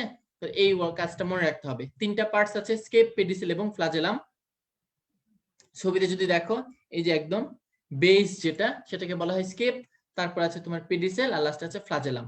ঠিক আছে? সবচেয়ে বড় অংশ যেটা, লম্বা যেটা, স্কেপটা হচ্ছে যে বেসটাকে বলা হয় স্কেপ, তারপর হচ্ছে পেডিসেল, আর লাস্টে কি আছে? লাস্টে আছে ফ্লাজেলাম। তাহলে এই ওয়ার্ডটা মনে রাখতে হবে। এবং ফ্লাজেলামে দেখো, খেয়াল করে কি বলেছে, ফ্লাজেলাম অনেক লম্বা এবং 25টা খণ্ডক যুক্ত। আর আলিম স্যারের বইয়ে বলা আছে ফ্লাজেলামের খণ্ডক হচ্ছে 20টি। কি বলা আছে? 20টি। তাহলে ফ্লাজেলামের খণ্ডক কয়টা? 25টা খণ্ডক যুক্ত। তাহলে এই ওয়ার্ডগুলো একটু মনে রাখবা। এখন আসো মস্তকের লাস্ট অংশ, সেটা হচ্ছে মুখপাঙ্গ, খুবই ইম্পর্টেন্ট। ঠিক আছে? এটা সৃজনশীলের জন্য ইম্পর্টেন্ট খুব। তোমার হচ্ছে এখান থেকে ছবি আঁকা শিখতে হবে। যে আমাকে একজন ছবির কথা জিজ্ঞেস করেছিল, তোমরা হচ্ছে মুখপাঙ্গের যে ছবিটা, আচ্ছা একটা ভালো ছবি দরকার ছিল, তোমাদের বইয়ে তো ভালো ছবি নাই। আচ্ছা, আমি পিডিএফ আপলোড দেওয়ার সময় তোমরা হচ্ছে মুখপাঙ্গের একটা ভালো ছবি শিখতে হবে। ঠিক আছে? এই যে পার্টস গুলা, ম্যান্ডিবল, ল্যাবিয়াম, ল্যাব্রাম, এগুলো আঁকা একটু শিখতে হয়, কারণ এখান থেকে প্রশ্ন দেয় যে মুখপাঙ্গের বিভিন্ন অংশগুলা বা লেবেল করা থাকে। তো ওইভাবে একটু ছবিগুলো শিখবা। কারণ তোমার বায়োলজি মানেই কিন্তু ছবি। তুমি বায়োলজিতে যত বেশি ছবি দিবা, তোমার মার্কস কিন্তু তত বাড়বে। জাস্ট ছবি এরকম না যে খুব সুন্দর হইতে হবে। ঠিক আছে? আমি নিজেই ধরো মনে করি কি একদম খুবই বাজে ছবি আঁকি, বাট তোমার ছবিটা যদি অ্যাকুরেট হয়, ঠিক আছে, তুমি প্রপারলি একটা ছবির যে মেইন বৈশিষ্ট্য তোমরা সবসময় মনে রাখবা। হ্যাঁ, তোমরা জানো হয়তো বা একটা ছবি অবশ্যই একটা অ্যাকুরেট ছবি হতে হবে। তোমার সুন্দর হওয়া লাগবে না, তুমি অ্যাকুরেট, তুমি অ্যাকচুয়াল যে পার্টস গুলো দরকার সেগুলো এঁকেছো কিনা এবং ঠিক জায়গায় এঁকেছো কিনা, এটা হচ্ছে প্রথম কথা, অ্যাকুরেট। এবং ছবি আঁকা, তুমি ছবি আঁকলা, কি করতে হবে? লেবেলিং করতে হবে অবশ্যই। তোমার মেইন যে জিনিসটা, তোমার ছবির লেবেলিং করা লাগবে। আর লাস্ট যে কাজটা করতে হবে সেটা হচ্ছে তোমার অবশ্যই নিচে এরকম লিখতে হবে যে চিত্র ঘাসফড়িং এর অমুক, ঘাসফড়িং এর তমুক, বা মানুষের অমুক, মানুষের তমুক। তুমি যদি নিচে এই কথাটা না লিখো, এরকম অনেক টিচার আছে যারা এই নিচের একটা জিনিসের জন্য একদম ধরে শূন্য বসাই দিতে পারে।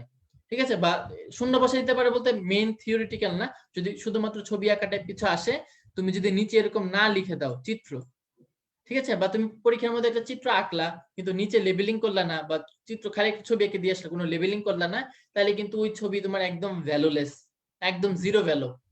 ঠিক আছে? কোনো ভ্যালুই থাকবে না ওইটার। কিন্তু সব সময় এটা মনে রাখবা, ছবি যাই আঁকো, অর্ধেক এঁকে ফেলছো, তাও অন্তত নিচে একটা লেবেলিং করে আসবা, টিচার তো তাও বুঝবে তুমি কি আঁকছো।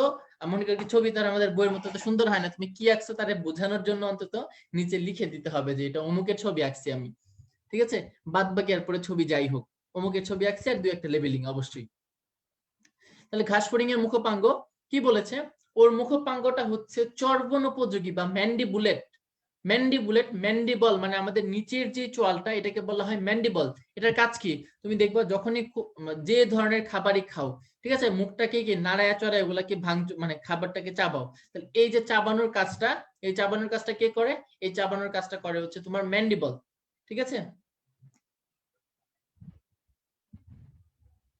না, লেবেলিং গুলো ইংলিশে না, বাংলায় লিখতে হবে। ঠিক আছে? তুমি তুমি যদি বাংলা ভার্সনের হও, বাংলা লিখতে হবে।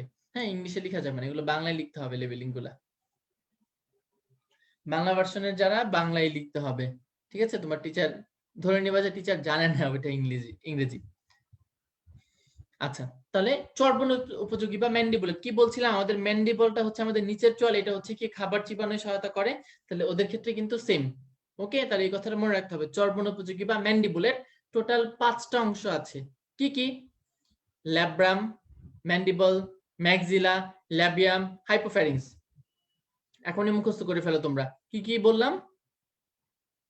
ল্যাব্রাম, ম্যান্ডিবল, ম্যাক্সিলা, ল্যাবিয়াম এবং হাইপোফ্যারিংস। মনে থাকবে সবার? তাহলে এই 5টা অংশের নাম এখনই মুখস্থ করে ফেলো। ল্যাব্রাম, ম্যান্ডিবল, ম্যাক্সিলা, ল্যাবিয়াম এবং হাইপোফ্যারিংস। ঠিক আছে, এই ওয়ার্ডগুলো যাতে 5টা মনে থাকে। আমরা ইন্ডিভিজুয়াল চলে আসি। প্রথমে আছে ল্যাব্রাম। ল্যাব্রাম কিসের মতো? এই যে ছবিটা দেখো, একটা চাকতির মতো বলেছে, এবং এটা হচ্ছে ঘাসফড়িং এর উপরের ওষ্ঠ। উপরের ওষ্ঠ মানে কি? যে আমাদের ক্ষেত্রে উপরের ঠোঁট আর নিচের ঠোঁট, তো ওদের ক্ষেত্রে সেম, উপরের ওষ্ঠ এবং নিচের ওষ্ঠ। ল্যাব্রামকে বলা হয় উপরের ওষ্ঠ। এটা কিসের মতো? চাপা চাকতির মতো। ঠিক আছে, একটা চাকতি দেখছো না কিরকম, বা হচ্ছে গিয়ে চাকতি মানে চক্র টাইপ, একটা গোল আর কি, একটা গোল প্লেটই যদি বলো, ঠিক আছে, ওইরকম চাকতির মতো। তাহলে ল্যাব্রামটা হচ্ছে কিসের মতো? চাকতির মতো। এটা কি গঠন করে? উপরের ওষ্ঠ বা উপরের ঠোঁট। এটার কালারটা কেমন? কালারটা এত কিছু ডিটেলস দরকার নেই, হ্যাঁ। আর হচ্ছে একটা কথা মনে রাখবা, কাজ করতে হবে একটু, যে ওদের মাঝখান বরাবর একটা খাঁজ থাকে। এন্ড যে কোনো খাঁজ বা গর্ত, গর্তের কাজ কি? গর্তের কাজ হচ্ছে খাবার ধরে রাখা। ঠিক আছে, যে কোনো খাঁজ বা গর্তের কাজ কি? খাবার ধরে রাখা। অবশ্যই বিভিন্ন বা রাস্তাঘাটের গর্তগুলোর কাজ কি সুন্দর করেছে, বর্ষাকালে পানি টানি ধরে রাখে, তাই না? স্পেশালি ঢাকা শহরের রাস্তা এটা দেখা যায়। তো এরকম এই গর্তগুলোর কাজকে, এরা খাবারকে ধরে রাখতে সাহায্য করে, যে খাঁজটা থাকে। তারপরে খাবারকে কার দিকে ঠেলে দিবে? ম্যান্ডিবল। কারণ আমরা এই যে সিরিয়ালি যখন পার্টস গুলো পড়ছি, labrum, mandible, maxilla, labium, hypopharynx, তাহলে ল্যাব্রাম হচ্ছে ফার্স্ট পার্ট। ল্যাব্রাম থেকে খাবারটা যাবে ম্যান্ডিবলের কাছে, মানে সিরিয়াল বাই সিরিয়াল প্রসেসিং হয়। ল্যাব্রাম থেকে যাবে ম্যান্ডিবল, ওভাবে ম্যাক্সিলাতে serial by serial processing. So খাবারটা কি, ল্যাব্রামটা কিরকম? চাপা চাকতির মতো। কি গঠন করে? উপরের ওষ্ঠ গঠন করে। ঠিক আছে, এবং এটা কাজ কি? একটা খাঁজ থাকে, খাঁজটা হচ্ছে কি? খাবার ধরে রাখতে সাহায্য করে। তারপরে খাবারটাকে ম্যান্ডিবলের দিকে ঠেলে দিবে, এবং অবশ্যই স্বাদ নেওয়া। তাহলে এই 3টা কাজ মনে রাখতে হবে। কি করতেছে? একটা খাঁজ থাকে যে খাবার ধরে রাখে, যে কোনো গর্তের কাছে খাবার ধরে রাখা। তারপরে অবশ্যই সে সেকেন্ড পার্টের দিকে, আমি যেটা বললাম যে অবশ্যই সিরিয়াল বাই সিরিয়াল তারা পাশের জনকে কাছে পাঠিয়ে দিচ্ছে। তার মানে কি কি করবে? খাবারটাকে ম্যান্ডিবলের দিকে পাঠিয়ে দিবে, এবং লাস্ট হচ্ছে স্বাদ নিতে সাহায্য করে। তাহলে এই 3টা কাজ মনে রাখতে হবে: খাবার ধরে রাখা, ম্যান্ডিবলের দিকে ঠেলে দেওয়া, আর হচ্ছে তোমার স্বাদ নিতে সাহায্য করে। তাহলে এই পার্টস গুলোর নাম মনে রাখবা। ক্লিয়ার? নেক্সট তোমার আছে 2 নাম্বার, ম্যান্ডিবল। ম্যান্ডিবল, ম্যান্ডিবলের কাজ একটাই, সেটা হচ্ছে কি? খাবারকে চিবানো। আমাদের ক্ষেত্রে আমাদের ম্যান্ডিবলের কাজ যেটা খাবার চাবানো, ওর ক্ষেত্রে কিন্তু খাবার চাবানোটাই হচ্ছে ম্যান্ডিবলের কাজ। ঠিক আছে, বাকি স্ট্রাকচারের জন্য 2-একটা ওয়ার্ড করতে পারো, ত্রিকোণা, কালো বাদাম, এগুলো আসলে নিজের মুখস্থ করার ব্যাপার। 3 নাম্বার আছে তোমার ম্যাক্সিলা। ম্যান্ডিবলের পরে ম্যাক্সিলা। আমাদের ক্ষেত্রে আমাদের ম্যাক্সিলা কোনটা? এই যে উপরের চোয়াল যেটা, এটা হচ্ছে ম্যাক্সিলা আমাদের ক্ষেত্রে। তো 3 নাম্বারে হচ্ছে তোমার ম্যাক্সিলা। এই ম্যাক্সিলা থেকে কি জানতে হবে? ম্যাক্সিলাকে কিছু অংশে ভাগ করেছে। অংশগুলা কি কি? এই যে খেয়াল করো, এই যে তোমার ম্যাক্সিলাটা সবচেয়ে গোড়া, গোড়ার খণ্ডকটাকে কি বলে? কার্ডো। তারপরের অংশটাকে বলা হয় স্টাইপস। কার্ডো, নেক্সট হচ্ছে কি তোমার সেকেন্ড আছে স্টাইপস। এই যে সেকেন্ড পার্ট হচ্ছে স্টাইপস। তারপরে 3 নম্বরে কি আছে? স্টাইপস এর অগ্রভাগে নখের মতো যেটা থাকে সেটাকে কি বলা হয়? ল্যাসিনিয়া। ঠিক আছে, তারপরে নেক্সট পার্ট হচ্ছে ল্যাসিনিয়া, তারপরে গ্যালিয়া। এই যে ঢাকনির মতো, যে কোনো ঢাকনি কিরকম এরকম থাকে না, দেখো এই যে এটা এরকম, মানে জাস্ট এরকম আছে, এই জন্য হচ্ছে এটাকে কি বলছে? ঢাকনির মতো। এটাকে বলা হয় গ্যালিয়া। আর লাস্টে আছে তোমার ম্যাক্সিলারি পাল্প। ঠিক আছে, তাহলে কি কি পার্টস? ম্যাক্সিলার 5টা অংশ: কার্ডো, স্টাইপস, ল্যাসিনিয়া, গ্যালিয়া এবং ম্যাক্সিলারি পাল্প। ঠিক আছে, কার্ডো, স্টাইপস, ল্যাসিনিয়া, গ্যালিয়া এবং ম্যাক্সিলারি পাল্প। ছবির জন্য ভিন্ন ভিন্ন বই দেখতে পারো, বা হচ্ছে তোমার মানে অন্য কোনো বই, যেমন ধরো আলিম স্যারের বই আছে, বা তোমরা অন্য যে কোনো বই পড়ো, বই দেখা যেতে পারে। তারপর হচ্ছে গুগলেও ছবি দেখা যেতে পারে, ওইভাবে গুগলের মধ্যে কিন্তু ভালো ভালো ছবি পাওয়া যায়। ঠিক আছে, আর পড়াশোনার সময় তোমরা তোমরা তো এখন মানে মনে করি কি একদম ডিজিটাল স্টুডেন্ট সবাই। তো পড়াশোনার ক্ষেত্রে সবসময় একটু গুগল করার অভ্যাস রাখবা। আমরা আমাদের পড়ার ক্ষেত্রে আমরা যে জিনিসটাই ধরো মানে হঠাৎ করে মানে মনে হচ্ছে বইয়ের মধ্যে জানি না, পারি না, সবসময় কিন্তু গুগলের সহায়তা নিই। তো গুগল করে করে একটা জিনিস বুঝতে পারছো না, একটু গুগলে ওটা লিখে সার্চ দিবা, দেখবে ওটা নিয়ে অনেক ডিটেলস চলে আসবে। তো ইন্ডিভিজুয়াল ডিটেলস পড়তেছো, ধরো এই যে কাইটিন পড়লা, ঠিক আছে, কাইটিন তো তোমাদের বইয়ে কোথাও লেখা নেই যে কাইটিন কি, একটু গুগলে সার্চ দিবা, সার্চ দিলে দেখবা তখন দেওয়া যাবে পলিস্যাকারাইড। তাহলে এরকম তুমি যদি সার্চ দাও, তাহলে কিন্তু ওইভাবে তোমার জন্য পড়াশোনাটা খুব ইজি হয়ে যাবে, যেহেতু এখন মোবাইল বেসড হয়ে গেছে সবকিছু। তারপর দেখো তোমার ম্যাক্সিলারি পাল্প। পাল্প মানে কি? পাল্প মানে মন্ড, বাট এখানে পাল্প মানে মন্ড না, এখানের পাল্প মানে হচ্ছে সংবেদী অঙ্গ। তো ম্যাক্সিলারি পাল্পের কাজ কি, সেটা হচ্ছে সংবেদী অঙ্গ হিসেবে কাজ করে। ঠিক আছে, খাবারের সংবেদী অঙ্গ মানে কি, এটা মুখোপাঙ্গের অংশ, তার মানে ওর সংবেদী কাজ কি হবে, খাবারের স্বাদ গ্রহণ করা।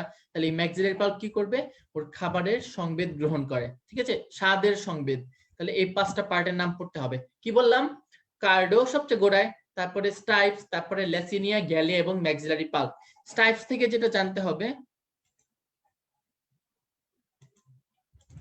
খেয়াল করো, স্টাইপসের অগ্রভাগে কি থাকে, নখের মতো একটা অংশ। তাহলে ল্যাসিনিয়া দেখো, ল্যাসিনিয়াতে কি ন আছে না, তার মানে এটা কিসের মতো, এটা হচ্ছে নখের মতো। তাহলে এই ওয়ার্ডটা মনে রাখতে হবে, ল্যাসিনিয়া হচ্ছে তোমার নখের মতো। তারপর ঢাকনির মতো কোনটা, ঢাকনির মতো হচ্ছে তোমার গ্যালিয়া।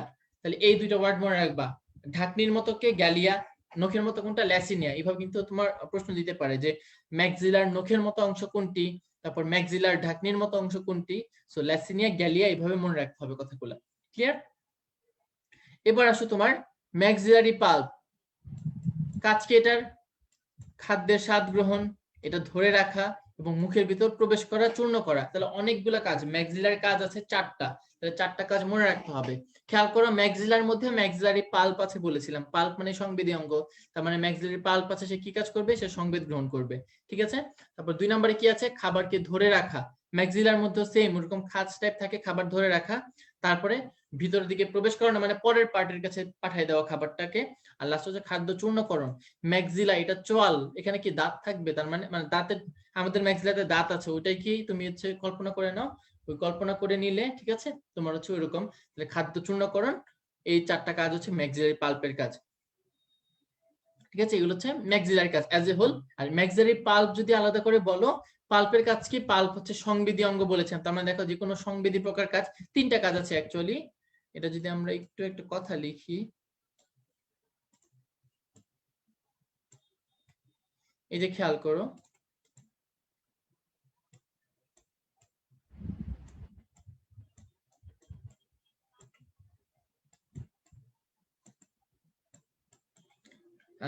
মাউস দিয়ে লিখতেছি, হ্যাঁ, এই জন্য হচ্ছে লেখা খুবই মানে এটা মনে করি কি, ওই কাকের কাকের পা বকের পা এরকম বলে না, তো এরকম অবস্থা হয়ে গেছে। তো প্রপোস, প্রপোস ওয়ার্ডটা দিয়ে মনে রাখতে হবে। প্রপোসের প্র মানে কি, প্র দিয়ে দেখো, প্রতিরোধ। তাহলে প্র মানে কি, প্রতিরোধ। খালি প মানে হচ্ছে তোমার পরিষ্কার, আর স মানে হচ্ছে কি, সংবেদী অঙ্গ। তাহলে ম্যাক্সিলারি পাল্পের কাজ আছে তোমার টোটাল 3টা। কি বললাম, কাজ 3টাকে আমি প্রপোষ বলেছি, তাই না? প্রপোষের প্র মানে কি, প্রপোষের প্র মানে হচ্ছে প্রতিরোধ, তার মানে কি খাদ্যবস্তু হরণটাকে প্রতিরোধ করবে। প মানে হচ্ছে পরিষ্কারে অংশ নেওয়া, আর লাস্টে আছে কি, সংবেদী অঙ্গ হিসেবে কাজ করে। তাহলে এই প্রপোজ দিয়ে এই কথাটা মনে রাখতে হবে। ঠিক আছে, খাদ্যবস্তু হরণ প্রতিরোধ করা, তারপর সংবেদী অঙ্গ হিসেবে কাজ করে। তাহলে এই 3টা কাজ মনে রাখতে হবে। ঠিক আছে, খাদ্যবস্তু মানে অ্যান্টেনা এবং পায়ের অগ্রভাগ পরিষ্কার করা, খাদ্যবস্তু হরণ প্রতিরোধ, এবং লাস্টে কি আছে, সংবেদী অঙ্গ হিসেবে কাজ করে। তাহলে এই কাজগুলো একটু মনে রাখতে হবে। ক্লিয়ার? আচ্ছা, নেক্সট আছে তোমার কি, ল্যাবিয়াম। ল্যাবিয়ামকে বলা হয় নিচের ওষ্ঠ বা অধ ওষ্ঠ বলা হয়, এটাকে বলা হয় দ্বিতীয় জোড়া ম্যাক্সিলির প্রতিনিধি। ল্যাবিয়ামকে কি বলা হয়, দ্বিতীয় জোড়া ম্যাক্সিলির প্রতিনিধি মনে করা হয়। তাহলে এই কথাটা মনে রাখতে হবে।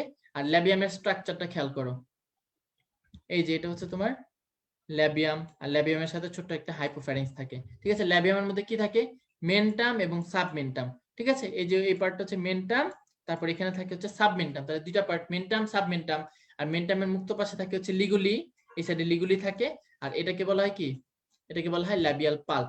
ঠিক আছে, তাহলে পার্টস কি কি, উপরে থাকে মেন্টাম, তারপর নিচে কি সাবমেন্টাম, সাব মানে কি নিচে বা অধীনস্থ, তাহলে মেন্টামের নিচে থাকে হচ্ছে সাবমেন্টাম।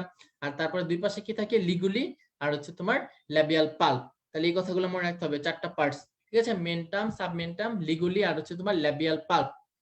ক্লিয়ার? এটার কাজ একটু দেখে নিবা, যে খাবার ফসকে যাওয়া রোধ করা, এবং এই কাজটা খুবই ইম্পর্টেন্ট পরীক্ষার জন্য এমসিকিউ হিসেবে, যে ল্যাবিয়াল পাল্প এটা কি সংবেদনশীল অঙ্গ হিসেবে কাজ করায়, উপযুক্ত খাদ্য নির্বাচনে সহায়তা করে। ল্যাবিয়াল পাল্প সংবেদনশীল অঙ্গ হিসেবে কাজ করায়, উপযুক্ত খাদ্য নির্বাচনে সহায়তা করে, এই কথাটা মনে রাখতে হবে। ক্লিয়ার? আচ্ছা, লাস্ট পার্ট হচ্ছে তোমার হাইপোফ্যারিংস। হাইপোফ্যারিংস কি, হাইপোফ্যারিংস এটার আরেক নাম হচ্ছে উপজিহ্বা। ঠিক আছে, এটা ক্ষুদ্র মাংসল অঙ্গ, হাইপোফ্যারিংস বা উপজিহ্বা। এটার কাজ কি, এটা হচ্ছে খাবারকে,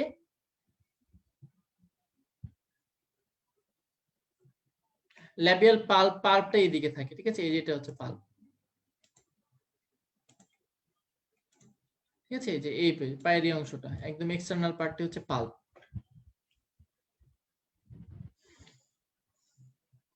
তারপর আছে তোমার হাইপোফ্যারিংস। আমি তোমাদেরকে একটা ক্লিয়ার ছবি দিয়ে দিব, হ্যাঁ, ফাইলটা যখন আপলোড দেওয়া হবে এটার সাথে মুখোপাঙ্গের একটা ক্লিয়ার ছবি দিয়ে দিব। হয়তো তোমাদের কাছে আলিম স্যারের বই নাই, আমার যতটুকু মনে আছে আলিম স্যারের বই মুখোপাঙ্গের ছবিটা খুবই ক্লিয়ার, ওই ছবিটা আমি তোমাদের দিয়ে দিব, হ্যাঁ, ফাইলের সাথে। তোমরা হচ্ছে ওই ছবিটা থেকে ছবিটা প্র্যাকটিস করবা ল্যাবিয়াল পাল্পের, বা মানে মুখোপাঙ্গের যে অংশগুলো আছে এগুলোর ছবিটা ওখান থেকে প্র্যাকটিস করতে হবে। আচ্ছা, তারপরে দেখো হাইপোফ্যারিংস, জাস্ট এটার কাজ কি? জিহ্বা। আমাদের ক্ষেত্রে জিহ্বার কাজ কি? আমরা যখন খাবার চাবাচ্ছি টাবাচ্ছি তো এগুলোর সাথে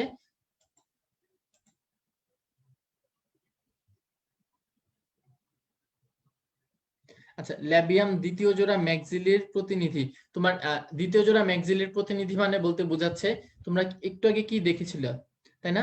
একটু আগে কি ছিল যে ম্যাক্সিলার মধ্যে ম্যাক্সিলারি পাল্প থাকে, তো ল্যাবিয়ামের মধ্যেও কি ল্যাবিয়াল পাল্প থাকে। ঠিক আছে, মানে জাস্ট এটাই বোঝাচ্ছে ম্যাক্সিলা তো থাকে আসলে এক জোড়া, তাই না? তো এক জোড়া থাকে, ওই ল্যাবিয়ামের স্ট্রাকচারটা মোরলেস তোমার হচ্ছে গিয়ে ম্যাক্সিলার মতো। তারপর ল্যাবিয়ামের মধ্যেও কি পাল্প থাকে, ম্যাক্সিলাতেও পাল্প থাকে। এই জন্য বোঝাচ্ছে যে আসলে মানে একটা প্রিকারসর টাইপ বা ম্যাক্সিলার মতোই, ল্যাবিয়ামটাকে ম্যাক্সিলার মতোই বোঝাচ্ছে যে সে তো আসলে আলাদা করে ল্যাবিয়াম, ম্যাক্সিলা না, ম্যাক্সিলা থাকে এক জোড়াই, বাট ওই যে ল্যাবিয়ামও থাকে এক জোড়া, ওই ল্যাবিয়ামটাকে বলছে আর কি, যে ঠিক আছে, মানে ল্যাবিয়াম থাকে তো একটা, তো এটাকে জাস্ট বলতেছে এটা ম্যাক্সিলার মতো। ঠিক আছে, ম্যাক্সিলার প্রতিনিধি মানে ও হচ্ছে ওর স্ট্রাকচার গুলো ম্যাক্সিলাকে মিমিক করে, ঠিক আছে, ওটাকে অনুকরণ করে, এই জন্য জাস্ট বলছে যে তোমার ম্যাক্সিলার প্রতিনিধি। ঠিক আছে, এই কথাটা মনে রাখতে হবে। ওকে, আচ্ছা, তাহলে এটাই হচ্ছে তোমার জাস্ট প্রতিনিধি বলতে এটাই বোঝাচ্ছে, জাস্ট স্ট্রাকচারটা একটু সিমিলারিটি থাকে বা এই যে ল্যাবিয়াল পাল্প স্ট্রাকচার এবং কাজের মধ্যে। 3 নাম্বার আছে হাইপোফ্যারিংস। এটা কি করে? এটা হচ্ছে খাদ্যবস্তুকে নাড়াচড়া করে লালার সাথে মেশাতে সাহায্য করে, জিহ্বা। ঠিক আছে, হাইপোফ্যারিংস বা উপজিহ্বা। জাস্ট স্ট্রাকচারটা ছবি শিখতে হবে আর একটু বেসিক করে কাজগুলো শিখে ফেলবা, একটু যদি স্ট্রাকচার নিয়ে কিছু লিখতে পারো সৃজনশীলের জন্য মোর দেন এনাফ। ঠিক আছে, আচ্ছা, না নেক্সট হচ্ছে তোমার কি বক্ষ। বক্ষ থেকে কি জানতে হবে? জাস্ট বক্ষের 3টা অংশ আছে, কি কি? অগ্র, মধ্য এবং পশ্চাৎ বক্ষ। এটা কোথায় থাকবে? এটা মস্তকের সাথে গ্রীবা দিয়ে বক্ষটা সংযোগ থাকে, মানে বক্ষ থাকে মাঝখানের পার্ট, সামনে থাকে হচ্ছে তোমার, সামনে থাকে মস্তক, পিছনের দিকে থাকে হচ্ছে উদর। তাহলে এই 3টা অংশ মস্তক, বক্ষ এবং উদর, এটা 3টা অংশ আছে, কি কি? ওই যে অগ্র, মধ্য এবং পশ্চাৎ বক্ষ। অগ্র মানে দেখো প্রোথোরাক্স, প্রো মানে কি? অগ্র, সামনের দিকে, আর থোরাক্স মানে বক্ষ, তাহলে অগ্রবক্ষ হচ্ছে প্রোথোরাক্স। মেজো মানে মাঝখানে, আর মেটা মানে পিছনে, তাহলে অগ্রবক্ষ, মধ্যবক্ষ এবং পশ্চাৎবক্ষ, প্রোথোরাক্স, মেজোথোরাক্স এবং মেটাথোরাক্স, এই হচ্ছে 3টা পার্ট। ঠিক আছে, প্রত্যেকটা অংশ। বক্ষের ক্ষেত্রে কি বলেছে? আমাদের বক্ষের ক্ষেত্রে তুমি চিন্তা করো একদম মাঝখান বরাবর, এই যে একদম এই বরাবর একটা বোনস থাকে, ঠিক আছে, এই বোনসটাকে কি বলে? এই বোনসটাকে বলা হচ্ছে তোমার স্টারনাম। ঠিক আছে, ওদের ক্ষেত্রে এটা কোন দিক? অঙ্কীয় দিক, তাই না? তোমরা এরকম দিক তো পড়েছো, এটা হচ্ছে পার্শ্ব দিক, এই যে দুই সাইডে হচ্ছে পার্শ্ব দিক। পিছনে পিঠ, পিঠ মানে হচ্ছে তোমার পৃষ্ঠীয় দিক। আর তোমার সামনের দিকটা হচ্ছে কি? সামনের দিকটা হচ্ছে বক্ষ, এটাকে কি বলা হয়? অঙ্কীয় দিক বলা হয়, তাই না? তাহলে তোমার ওদের ক্ষেত্রেও সেম, ওদের ওদের বডিটা কিরকম? একটা সিলিন্ডারের মতো, একদম পুরোপুরি তো সিলিন্ডার না, একটু মানে মানে ত্রিকোণাকার একটু সিলিন্ডার টাইপ আর কি, যে এরকম যদি চিন্তা করো, তো সামনের দিকে একটু ইয়ে করা, পিছনের দিকে বাঁকানো, তো এরকম ত্রিকোণা সিলিন্ডার টাইপ। সো ওদের অঙ্কীয় দিককে বলতেছে স্টারনাম, পৃষ্ঠদেশকে বলা হয় টার্গাম, আর দুই পাশে কি থাকে? দুই পাশে থাকে হচ্ছে প্লিউরন। স্টারনাম, টার্গাম এবং প্লিউরন, এই 3টা পার্টস এর নাম মনে রাখতে হবে। এর মধ্যে তোমার অগ্রবক্ষের যে টার্গামটা আছে, ঠিক আছে, অগ্রবক্ষের যে টার্গামটা সেটা অনেক প্রসারিত থাকে, অনেক বড় থাকে, এটাকে বলা হয় প্রোনোটাম। এই যে খেয়াল করো, মানে বক্ষের যে বহিঃকঙ্কালটা আছে এটা সাধারণ নাম হচ্ছে নোটাম। এই নোটামটাই দেখো, যখন এটা কি বলছে? অগ্রবক্ষের, আমরা কি পড়েছি? অগ্রবক্ষ মানে প্রোথোরাক্স, তাহলে প্রোথোরাক্সের নোটামটাই হচ্ছে প্রোনোটাম। ঠিক আছে, প্রোথোরাক্সের যে নোটামটা সেটাকে বলা হয় প্রোনোটাম। ওকে, দেখো বক্ষে থাকে কি? শ্বাসতন্ত্র, ডানা এবং পা। এগুলা ডিটেলস এত লাগে না, শ্বাসতন্ত্র, ডানা, পা ডিটেলস কোনো কিছু লাগে না। শ্বাসতন্ত্র নিয়ে আমরা পরে পড়বো যে এটা কোথায় কতটা থাকে শ্বসন চ্যাপ্টারে, জাস্ট মনে রাখো এখানে শ্বাসতন্ত্র থাকে। ডানা, ডানার মধ্যে ওর ডানা আছে টোটাল 2 জোড়া। ঠিক আছে, অগ্রবক্ষে কোনো ডানা থাকে না, তোমার ডানা থাকে হচ্ছে কি মধ্য এবং পশ্চাৎ বক্ষে বলতে পারো।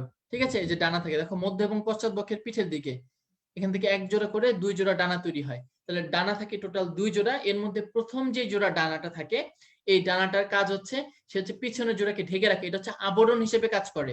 তাহলে প্রথম 2 জোড়া ডানার মধ্যে যে দেখো 2 জোড়া ডানার গঠন এবং কাজ পৃথক ধরনের। 2 জোড়া ডানার গঠন এবং কাজ কি? পৃথক ধরনের। মধ্যবক্ষীয় ডানা যেটা অর্থাৎ সামনের দিকের যেটা, সেটার কাজ কি? দেখো সে কখনো উঠতে সাহায্য করে না, সে হচ্ছে পিছনের জোড়াকে ঢেকে রাখে। এই জন্য তাকে বলা হয় এলিট্রা বা টেগমিনা বা ডানার আবরণ। এই ওয়ার্ডস গুলা কিন্তু মাস্ট মনে রাখতে হবে, এলিট্রা বা টেগমিনা বা ডানার আবরণ। ঠিক আছে, তাহলে এগুলো কি? অগ্রপক্ষের মানে মধ্যপক্ষের মানে প্রথম যে জোড়া ডানা, আর পিছনের যে জোড়া ডানা সেটার কাজ কি? ঘাসফড়িং কি একটু লাফায় চলে বা একটু ছোট ডিস্টেন্স পর্যন্ত উঠতে পারে।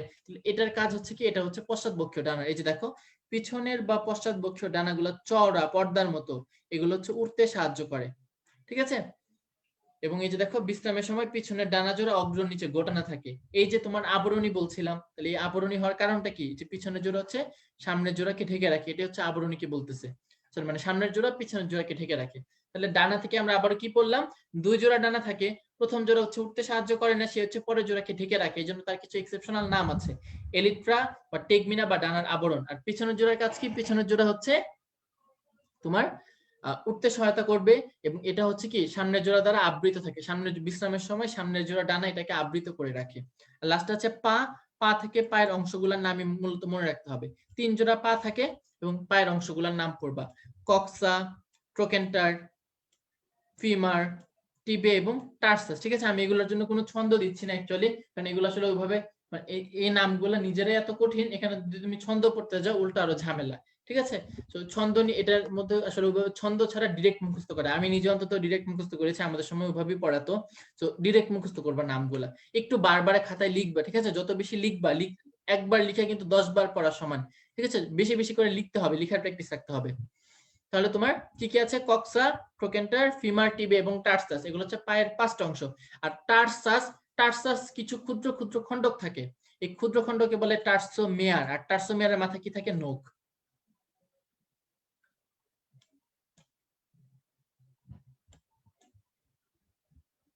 এই যে দেখো টার্সাস, টার্সাসের ক্ষুদ্র ক্ষুদ্র খণ্ডককে বলা হয় টার্সোমেয়ার। আর টার্সোমেয়ারের সামনের অংশে কি থাকে? নখর বা নখ।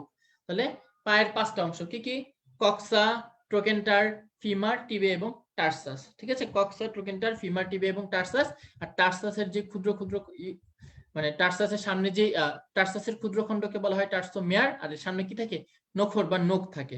ঠিক আছে, তাহলে এই পার্টস গুলো একটু মনে রাখতে হবে। আর এখানে একটু বক্ষ থেকে একটু এক্সট্রা পড়া, এগুলা জাস্ট আলিম স্যারের বই আছে, তোমাদের এখন ইন্টারমিডিয়েট লেভেল আমার মনে হয় না লাগবে এগুলা। তো এগুলা জাস্ট এডমিশনের জন্য। জাস্ট তোমার বক্ষ যেটা আছে, বক্ষের বহিঃকঙ্কালকে বলা হয় নোটাম। দেখো বক্ষের বহিঃকঙ্কালের টার্গামটাকে বলা হয় নোটাম। আমরা একটু আগে পড়েছিলাম না প্রোনোটাম, তো ওদের ক্ষেত্রে কি এই বক্ষের বহিঃকঙ্কালের টার্গামটাকে বলা হয় নোটাম। এর মধ্যে অগ্রবক্ষটাকে বলা হয় প্রোনোটাম, মধ্য মানে মেজোথোরাক্স এই জন্য মেজোনোটাম, পশ্চাৎ মানে মেটানোটাম। ঠিক আছে, তাহলে প্রোনোটাম, মেজোনোটাম এবং মেটানোটাম। অগ্রবক্ষ খেয়াল করো, প্রথমে আছে কি তোমার টার্গাম, স্টার্নাম, প্লিউরন। এই যে আমরা পড়েছিলাম অঙ্কীয় দিকে বলা হয় স্টার্নাম, পৃষ্ঠ দিকে বলা হয় টার্গাম, আর দুই পাশকে বলা হয় কি তোমার প্লিউরন। তাহলে টার্গামের যে স্ক্লেরাইট গুলো আছে, স্ক্লেরাইট কি ছিল? আমরা প্রথম দিকে যে একদম পড়েছিলাম, ঘাসফড়িং এর সমস্ত দেহ কিছু ক্ষুদ্র ক্ষুদ্র খণ্ডকে বিভক্ত, এই খণ্ডগুলোকে বলা হয় স্ক্লেরাইট, যেগুলো কি দ্বারা সংযুক্ত থাকে? সূচার নামক পাতলা পর্দা দ্বারা সংযুক্ত বা আবৃত থাকে। তাহলে এই টার্গামের মধ্যে স্ক্লেরাইট থাকে কয়টা? 4টা করে, মানে ওর 3টা বক্ষ, অগ্র, মধ্য, পশ্চাৎ, প্রত্যেকটার মধ্যেই 11টা করে স্ক্লেরাইট থাকে। অগ্রপক্ষে 11টা, মধ্যতে 11টা, পশ্চাতে 11টা। তাহলে অগ্রপক্ষের যে স্ক্লেরাইট এটাকে বলা হয় কি? টার্গাম। এই টার্গামের পার্ট গুলো দেখো, স্ক্লেরাইট গুলো কি কি? প্রিস্কুটাম, স্কুটাম, স্কুটেলাম, পোস্টকুটেলাম। কি পড়ালাম? প্রিস্কুটাম, স্কুটাম, স্কুটেলাম এবং পোস্ট স্কুটেলাম। তাহলে কি এই স্কুট ওয়ার্ডটা দিয়ে মনে রাখতে পারো। ঠিক আছে, এটা কমন, তোমাদের তো অ্যাকচুয়ালি এখন মুখস্থই করতে হবে। হ্যাঁ, এখন তো এমসিকিউ না যে এমনি দেখে দাগাই ফেলবা। তাহলে প্রিস্কুটাম, স্কুটাম, স্কুটেলাম এবং পোস্ট স্কুটেলাম। স্টারনামেরটার কোনো নাম দেওয়া নাই।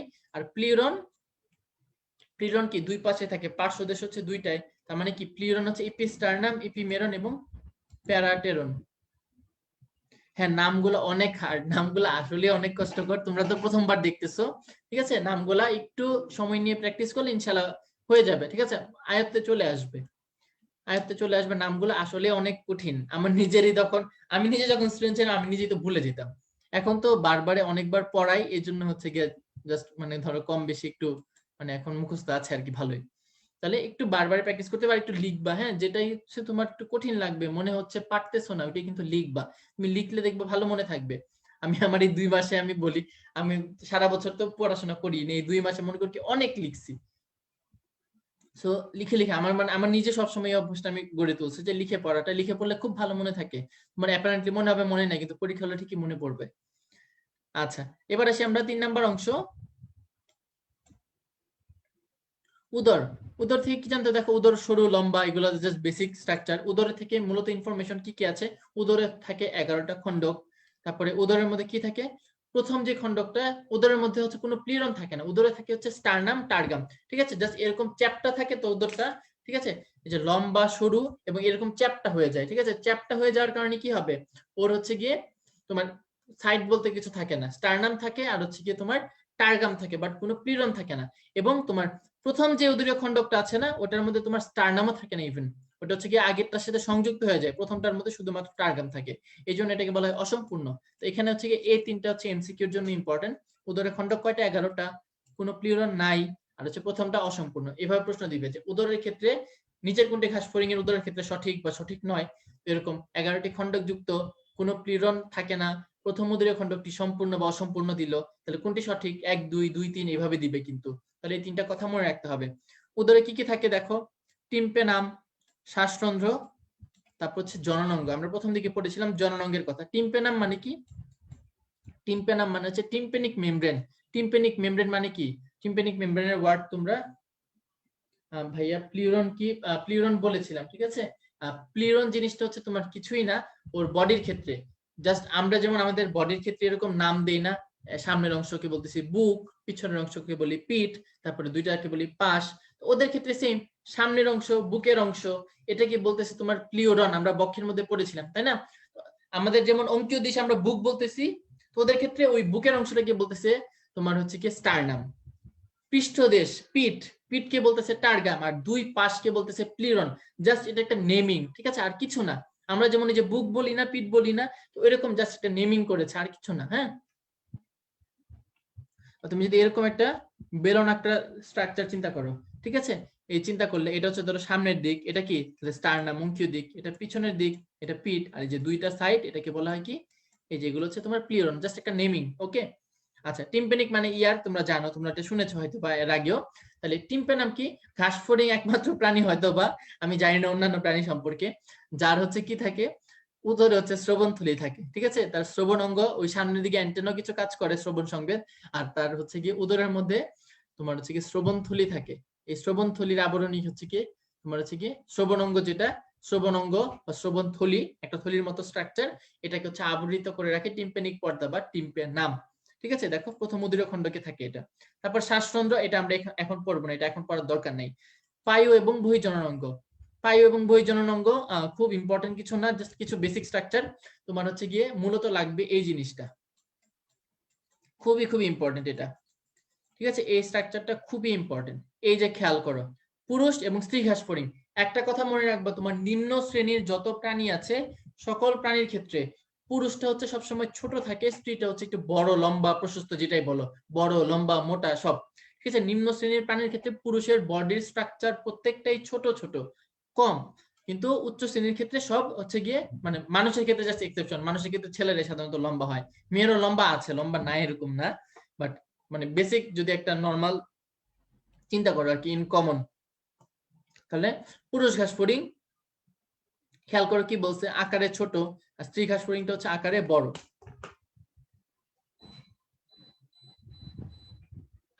তাহলে তোমার পুরুষ ঘাসফড়িংটা হচ্ছে কি আকারে ছোট, স্ত্রী ঘাসফড়িংটা কি আকারে বড়।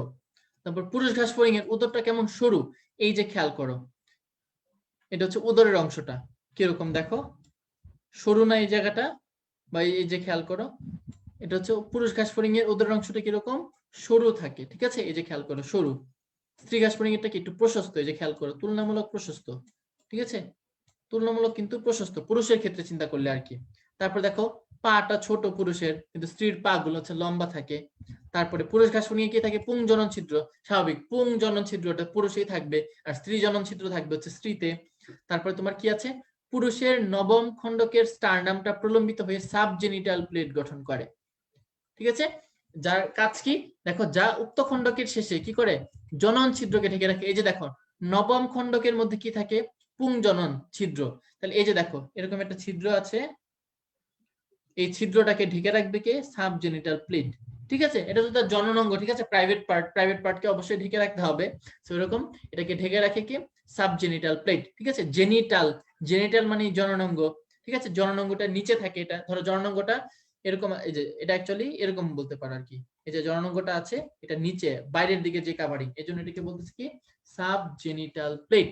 তাহলে জননাঙ্গকে কে ঢেকে রাখে? Subgenital plate. আর স্ত্রীর ক্ষেত্রে খেয়াল করো, স্ত্রীর ক্ষেত্রে কি থাকে?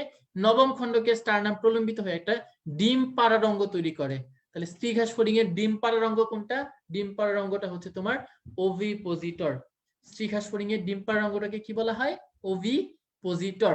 এই যে খেয়াল করো, ওভিপোজিটর। ঠিক আছে, এই ওভিপোজিটরের কাজ হচ্ছে তার ডিম পাড়াতে সহায়তা করে। ঠিক আছে, এই কথাটা মনে রাখবা। তাহলে পুরুষ ঘাস ফড়িং, স্ত্রী ঘাস ফড়িং, এই পার্টস গুলোর নাম একটু, এটার পার্থক্যটা আসতে পারে পরীক্ষায়। এটাও 2 নম্বরের জন্য ইম্পর্টেন্ট। ঠিক আছে, আর 2 নম্বরের জন্য তোমাদের বইয়ে দেখবে পিছন দিকে কিন্তু অনেক স্যাম্পল প্রশ্ন আছে। ঠিক আছে, পিছনের দিকে এই চ্যাপ্টারের শেষে বা রুই মাছের শেষে অ্যাকচুয়ালি ওখানে দেখবে অনেকগুলো স্যাম্পল প্রশ্ন আছে যে 2 নম্বরের জন্য। ঠিক আছে, ওই স্যাম্পল প্রশ্নগুলো কিন্তু সলভ করবা। ওগুলো সলভ করলে দেখবে যে ওগুলো থেকে মোটামুটি কমন চলে আসছে পরীক্ষায়। আচ্ছা, এখন তোমরা কিছু কোশ্চেন আছে, ওগুলো পড়ানো হয়েছে মোটামুটি, তোমরা দেখো তো আনসার করতে পারো কিনা কোশ্চেন গুলা।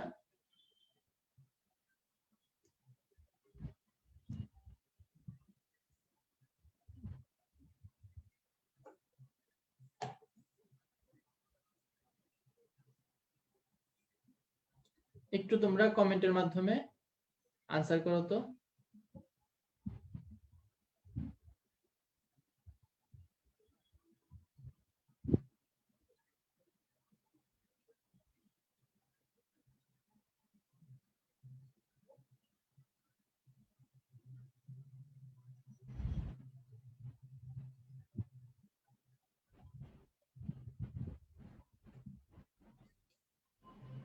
একজন আনসার দিচ্ছে, দেখি আমি।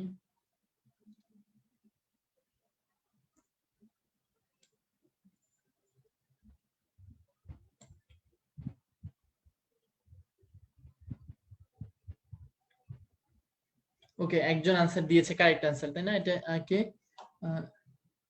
অয়ন নাকি তোমার নাম? তো মনে হয় অয়ন নাকি? সনক পল অয়ন।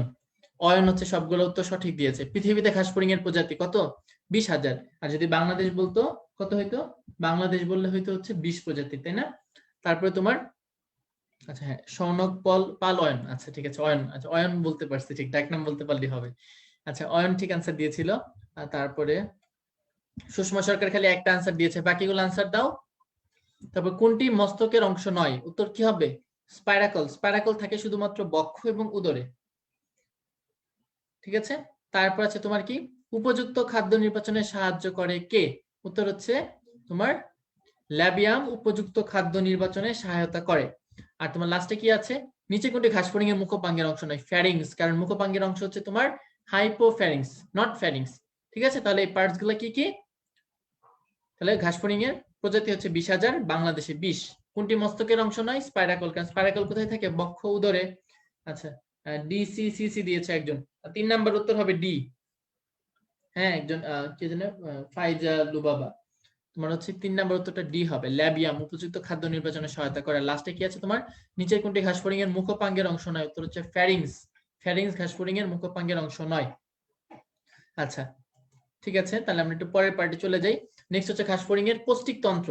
ঠিক আছে, পৌষ্টিক তন্ত্র খুব তেমন ইম্পর্টেন্ট কোনো টপিক মনে হয় না আমার কাছে। তো পৌষ্টিক তন্ত্র থেকে যেটা জানতে হবে, যে কোনো প্রাণীর ক্ষেত্রে ওদের পৌষ্টিক তন্ত্রের হচ্ছে 2টা অংশ থাকে। একটা হচ্ছে পৌষ্টিক নালী, একটা পৌষ্টিক গ্রন্থি। এই যে আমাদের মানুষের ক্ষেত্রে আমাদের মুখছিদ্র থেকে শুরু করে, মুখছিদ্রের পরে তোমরা পার্টসগুলোর নাম আগে হয়তো বা জেনেছো কোনো না কোনো ভাবে। গলবিল, তারপর হচ্ছে গিয়ে অন্ননালী, তারপর হচ্ছে পাকস্থলী, অন্ত্র, লাস্ট হচ্ছে গিয়ে মলাশয়। এরকম ওদের ক্ষেত্রেও কিন্তু আর কিছু গ্রন্থি থাকে। আমাদের মানুষের ক্ষেত্রে দেখবা যে বুকে, মানে বুকে না, পেটের ডান পাশে একটা গ্রন্থি আছে কি বড় করে। ঠিক আছে, তোমার নামটা বলতে পারো? একদম পেটের দিকে ডান পাশে একটা বড় গ্রন্থি আছে, একদম লাঙের ইমিডিয়েট নিচে, ফুসফুসের ইমিডিয়েটলি নিচেই। এই গ্রন্থিটার নাম কে বলতে পারবা?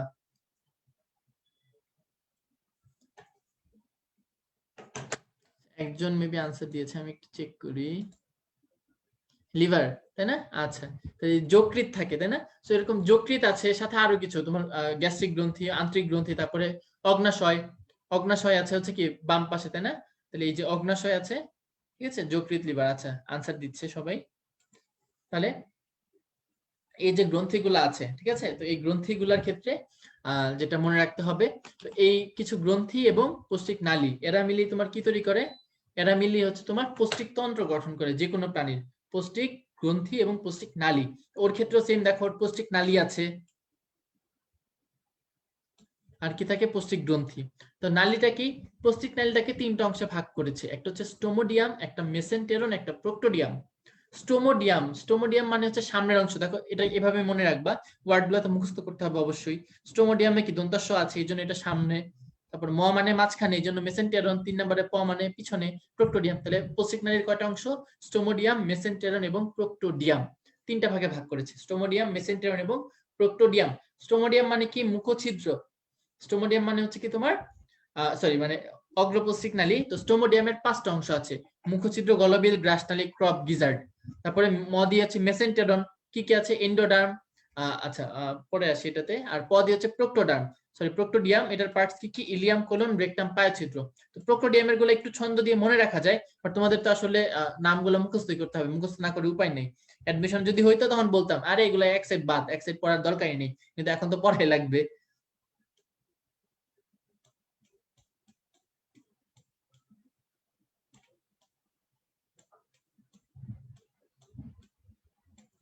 ঠিক আছে, প্রোক্টোডিয়ামে যদি এমসিকিউর জন্য খেয়াল করতে চাও, তাহলে এই 4টা ওয়ার্ড, এই যে কোপাইরের শব্দটা দিয়ে মনে রাখতে পারো। দেখো কোপাইরের কো মানে কি? কোলন। তারপরে পা মানে কি? পা মানে হচ্ছে পায়োছিদ্র। তারপর ই মানে হচ্ছে ইলিয়াম। আর রে মানে কি? রেকটাম। ঠিক আছে, এই কোপাইরে মানে কিন্তু মানে কোপাকুপি পড়াশোনা, হ্যাঁ।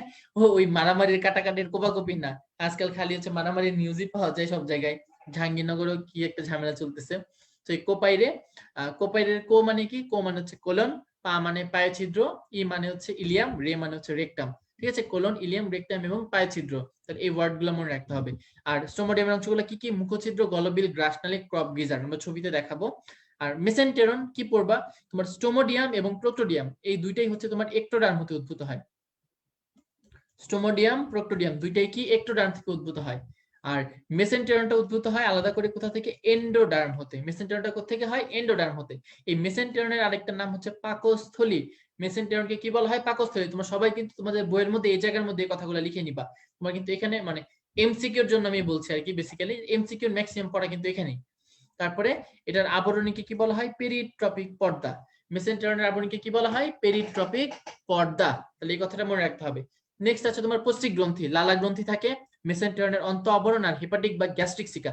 লালা গ্রন্থি এটা কি থাকে? এক জোড়া, এবং এটা প্রধান পৌষ্টিক গ্রন্থি। তাহলে ঘাসফড়িং এর লালা গ্রন্থির সংখ্যা যদি বলে কত? এক জোড়া, এবং এটা হচ্ছে প্রধান পৌষ্টিক গ্রন্থি। 2 নম্বরে আছে মেসেন্টেরনের অন্ত আবরণ। খেয়াল করো, শুধুমাত্র মেসেন্টেরন যখন ছিল সেটা কিন্তু তোমার পৌষ্টিক নালী ছিল, বাট যখন অন্ত আবরণ ওয়ার্ডটা বলছে, এই আবরণের মধ্যে গ্রন্থি থাকে, গ্ল্যান্ডস থাকে। তো এই অন্ত আবরণটা যদি বলে সেটা হচ্ছে তোমার কি? পৌষ্টিক গ্রন্থি। আর লাস্টে আছে তোমার হেপাটিক সিকা বা গ্যাস্ট্রিক সিকা। কি বললাম? হেপাটিক সিকা বা গ্যাস্ট্রিক সিকা। এটা সংখ্যা কত? 6 জোড়া বা 12টি।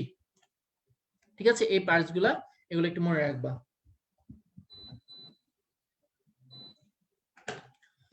আচ্ছা, এখন আসো আমরা পৌষ্টিক নালীর একটু ডিটেইলসে খেয়াল করি। এই যে আমরা যদি ছবিতে একটু দেখি, ছবিটা শিখতে পারো তোমরা, খুব বেশি মানে কঠিন কোনো ছবি না, খালি মনের ইচ্ছা মতো একটা আঁকাই দিবা আর কি। মাঝখানে দুই একটা স্ট্রাকচার দেখাইতে পারলে হয়েছে, ছবিটা শিখে ফেলবা। ঠিক আছে, দেখো প্রথমে কি থাকে? আমরা মুখছিদ্র, এই যে ধরো এখানে আছে মুখছিদ্র, তারপর গ্রাসনালী, ক্রপ, গিজার্ড। ঠিক আছে, মুখছিদ্র, তারপর হচ্ছে কি গ্রাসনালী, ক্রপ, গিজার্ড। আর একটা পার্ট বাদ পড়লো, কোনটা? গলবিল। ঠিক আছে, তাহলে এদিকে থাকে মুখছিদ্র, গলবিল। আর তারপর 3টা পার্ট কি? গ্রাসনালী, ক্রপ এবং গিজার্ড। এই দেখো গ্রাসনালীটা একটু চিকন, ক্রপটা একটা থলির মতো, আর গিজার্ডটা কি আরেকটু মোটা একটা থলি। ঠিক আছে, মুখছিদ্র, তারপরে কি মুখছিদ্র পরে গলবিল, তারপর গ্রাসনালী, ক্রপ এবং গিজার্ড। এগুলো হচ্ছে অগ্রপৌষ্টিক নালী। মধ্যপৌষ্টিক নালী থেকে কিছু দেয় নাই, এই যে দেখো বড় করে একটা মেসেন্টেরন দিচ্ছে, এটা পাকস্থলী। আর পশ্চাৎপৌষ্টিক নালী থেকে এই যে দেখো ইলিয়াম, কোলন, রেকটাম, পায়োছিদ্র। ঠিক আছে, ইলিয়াম, কোলন, রেকটাম এবং পায়োছিদ্র। জাস্ট একটু বেসিক নামটা, ঠিক আছে, এটা এত ইম্পর্টেন্টও না, শিখে রাখতে পারলে ভালো, বাট এত ইম্পর্টেন্ট না। এই ছবিটা, ছবি যেটা শিখতে হবে মাস্ট, এটা হচ্ছে নেক্সট ক্লাসের পরে ছবি মাস্ট শিখতে হবে। তাহলে ঘাসফড়িং এর পজিশনালটা কি বলছে দেখো, সরল প্রকৃতির। এই যে তুমি নিজেই খেয়াল করো, একদম একটা স্ট্রেট লাইন, মানে কোনো কমপ্লেক্সিটি নাই কোনো এখানে। তার মানে পজিশনালটা একদম কি ধরনের, সরল প্রকৃতির, মুখছিদ্র থেকে পায়ছিদ্র পর্যন্ত বিস্তৃত। এই যে মুখছিদ্র এখানে, এই যে এখানে পায়ছিদ্র, একদম মুখছিদ্র থেকে পায়ছিদ্র পর্যন্ত বিস্তৃত। কয়টা অংশে ভাগ করেছে? 3টা অংশে, স্টোমোডিয়াম, মেসেন্টেরন এবং প্রোক্টোডিয়াম। এই যে স্টোমোডিয়াম সামনের অংশ, তারপরে মেসেন্টেরন, আর লাস্টে আছে কি যে প্রোক্টোডিয়াম। তাহলে 3টা পার্ট কি কি? স্টোমোডিয়াম, মেসেন্টেরন এবং প্রোক্টোডিয়াম। স্টোমোডিয়াম বা অগ্রপৌষ্টিক নালী, এটা হচ্ছে মুখছিদ্র থেকে গিজার্ড পর্যন্ত, জানা আমরা 5টা পার্ট করেছিলাম কি কি? মুখছিদ্র, গলবিল, অন্ননালী, তারপর বা গ্রাসনালী, তারপরে ক্রপ এবং গিজার্ড। তাহলে এই যে মুখছিদ্র থেকে গিজার্ড পর্যন্ত এই অংশটাকে বলা হয় তোমার স্টোমোডিয়াম। তারপরে তোমার মাঝখানে তো মেসেন্টেরন একাই, আর লাস্টে কি আছে? ইলিয়াম থেকে বাকি পার্টটা হচ্ছে তোমার প্রোক্টোডিয়াম। ঠিক আছে, তাহলে স্টোমোডিয়ামের এই কোনটা কাইটিন নির্মিত, কোনটা কিউটিকল, এত ডিটেইলসে পড়ার দরকার নেই কোনো। ঠিক আছে, এগুলো এত ডিটেইলসে যাওয়ার কোনো দরকার নেই, জাস্ট মনে রাখো স্টোমোডিয়ামটা কোথা কোথা পর্যন্ত বিস্তৃত। ঠিক আছে, আর আমরা উদ্ভূতরা পড়েছিলাম যে স্টোমোডিয়াম প্রোক্টোডিয়াম দুইটা হচ্ছে একটোডার্ম, আর মাঝখানেটা হচ্ছে এন্ডোডার্ম থেকে উদ্ভূত। ঠিক আছে, তারপর 2 নাম্বার আছে কি তোমার মুখছিদ্র। 2 নাম্বার পার্টটা কি? সরি, মানে ফার্স্ট পার্টটা স্টোমোডিয়ামের মুখছিদ্র, জাস্ট একটু দেখবা, এটা নরমাল। এটার কাজ কি? যে কোনো ছিদ্র, মুখছিদ্র, আমাদের মুখ দিয়ে কি, আমরা যখন খাবারটা খাচ্ছি তাহলে খাবারটা আমাদের বডিতে ঢুকাচ্ছি কি দিয়ে? মুখছিদ্র দিয়ে। তার মানে মুখছিদ্রের কাজ কি? দেখো, মুখছিদ্র পথে খাবার দেহে প্রবেশ করে। 2 নাম্বার আছে তোমার গলবিল। গলবিলের কাজ কিছুই না, সে খাবারটাকে পাস করে দিবে। মুখ দিয়ে খাবার যাচ্ছে, গলবিল হচ্ছে অন্ননালী বা গ্রাসনালীর কাছে খাবারটা পাস করে দিবে। গ্রাসনালীর কাজ কি? সে আবার এই খাবারটা, গ্রাসনালীটা হচ্ছে দেখো একটা পাতলা প্রাচীর বিশিষ্ট নালীর মতো। ঠিক আছে, গ্রাসনালীটা এই যে খেয়াল করে, একদম চিকন না, একদম পাতলা প্রাচীর বিশিষ্ট একটা নালী হচ্ছে গ্রাসনালী। ঠিক আছে, ওর কাজ কি? ও খাবারকে পাঠাই দিবে। সব প্রথম দিকে সবাই কি করতেছে? খালি খাবার পাঠাই দিচ্ছে, তাই না? এবার আসো, আসল পরিপাক শুরু এখান থেকে। ঘাসফড়িং এর পরিপাক কোথা থেকে শুরু হয়? ক্রপ থেকে শুরু হয়। ক্রপ কি? এই যে একটা মোচাকার থলির মতো। ঠিক আছে, মোচাকার মানে কি? কোন আইসক্রিম দেখছো না, কোন আইসক্রিম যেরকম, মোচাকার মানে এরকম কোনের মতো। ঠিক আছে, এই যে দেখো গ্রাসনালীটা থেকে একটা মোচাকার থলি তৈরি হয়, এটাকে বলা হয় ক্রপ। তাহলে গ্রাসনালী থেকে যে মোচাকার থলি তৈরি হয় এবং এটা কিসের মতো? এটা হচ্ছে পাতলা প্রাচীর যুক্ত, এটাকে বলা হয় তোমার ক্রপ। ঠিক আছে, ক্রপের কাজ কি? একটা থলি আছে, যে কোনো একটা ব্যাগ, ব্যাগের মধ্যে কি থাকবে? খাবারটা কিছুক্ষণের জন্য জমা থাকতে পারে ওখানে, এবং এখানে হচ্ছে খাবারের পরিপাকটা শুরু হয়। তাহলে এই ক্রপের মধ্যে কি থাকে? খাদ্যবস্তু জমা থাকে, এবং এখানে কি করবে? পরিপাকের সর্বপ্রথম সূত্রপাত এখানেই সংঘটিত হয়। এই যে একটু খেয়াল করো, বা যদি তোমরা এই যে দেখো,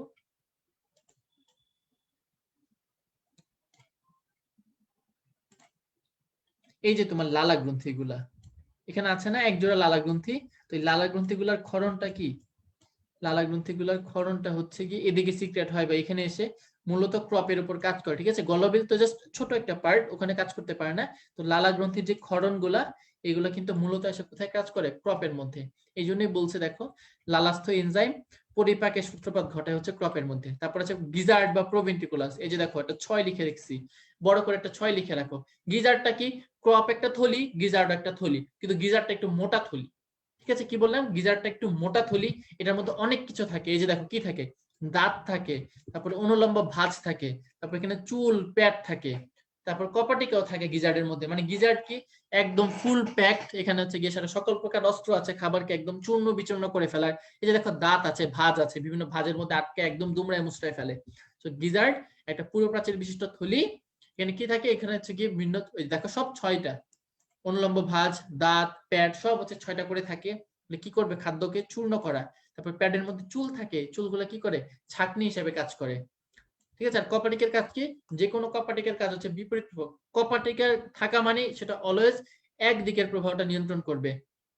তার মানে খাবারটা এই দিক থেকে ঢুকতেছে, তার মানে কপাটিকের কাজ কি? খাবারটা নিজের দিকে পাঠিয়ে দেওয়া, ব্যাক ফ্লোটাকে প্রিভেন্ট করা। ঠিক আছে, খাবার যাতে পিছনের দিকে রিগার্জিটেট না হয়।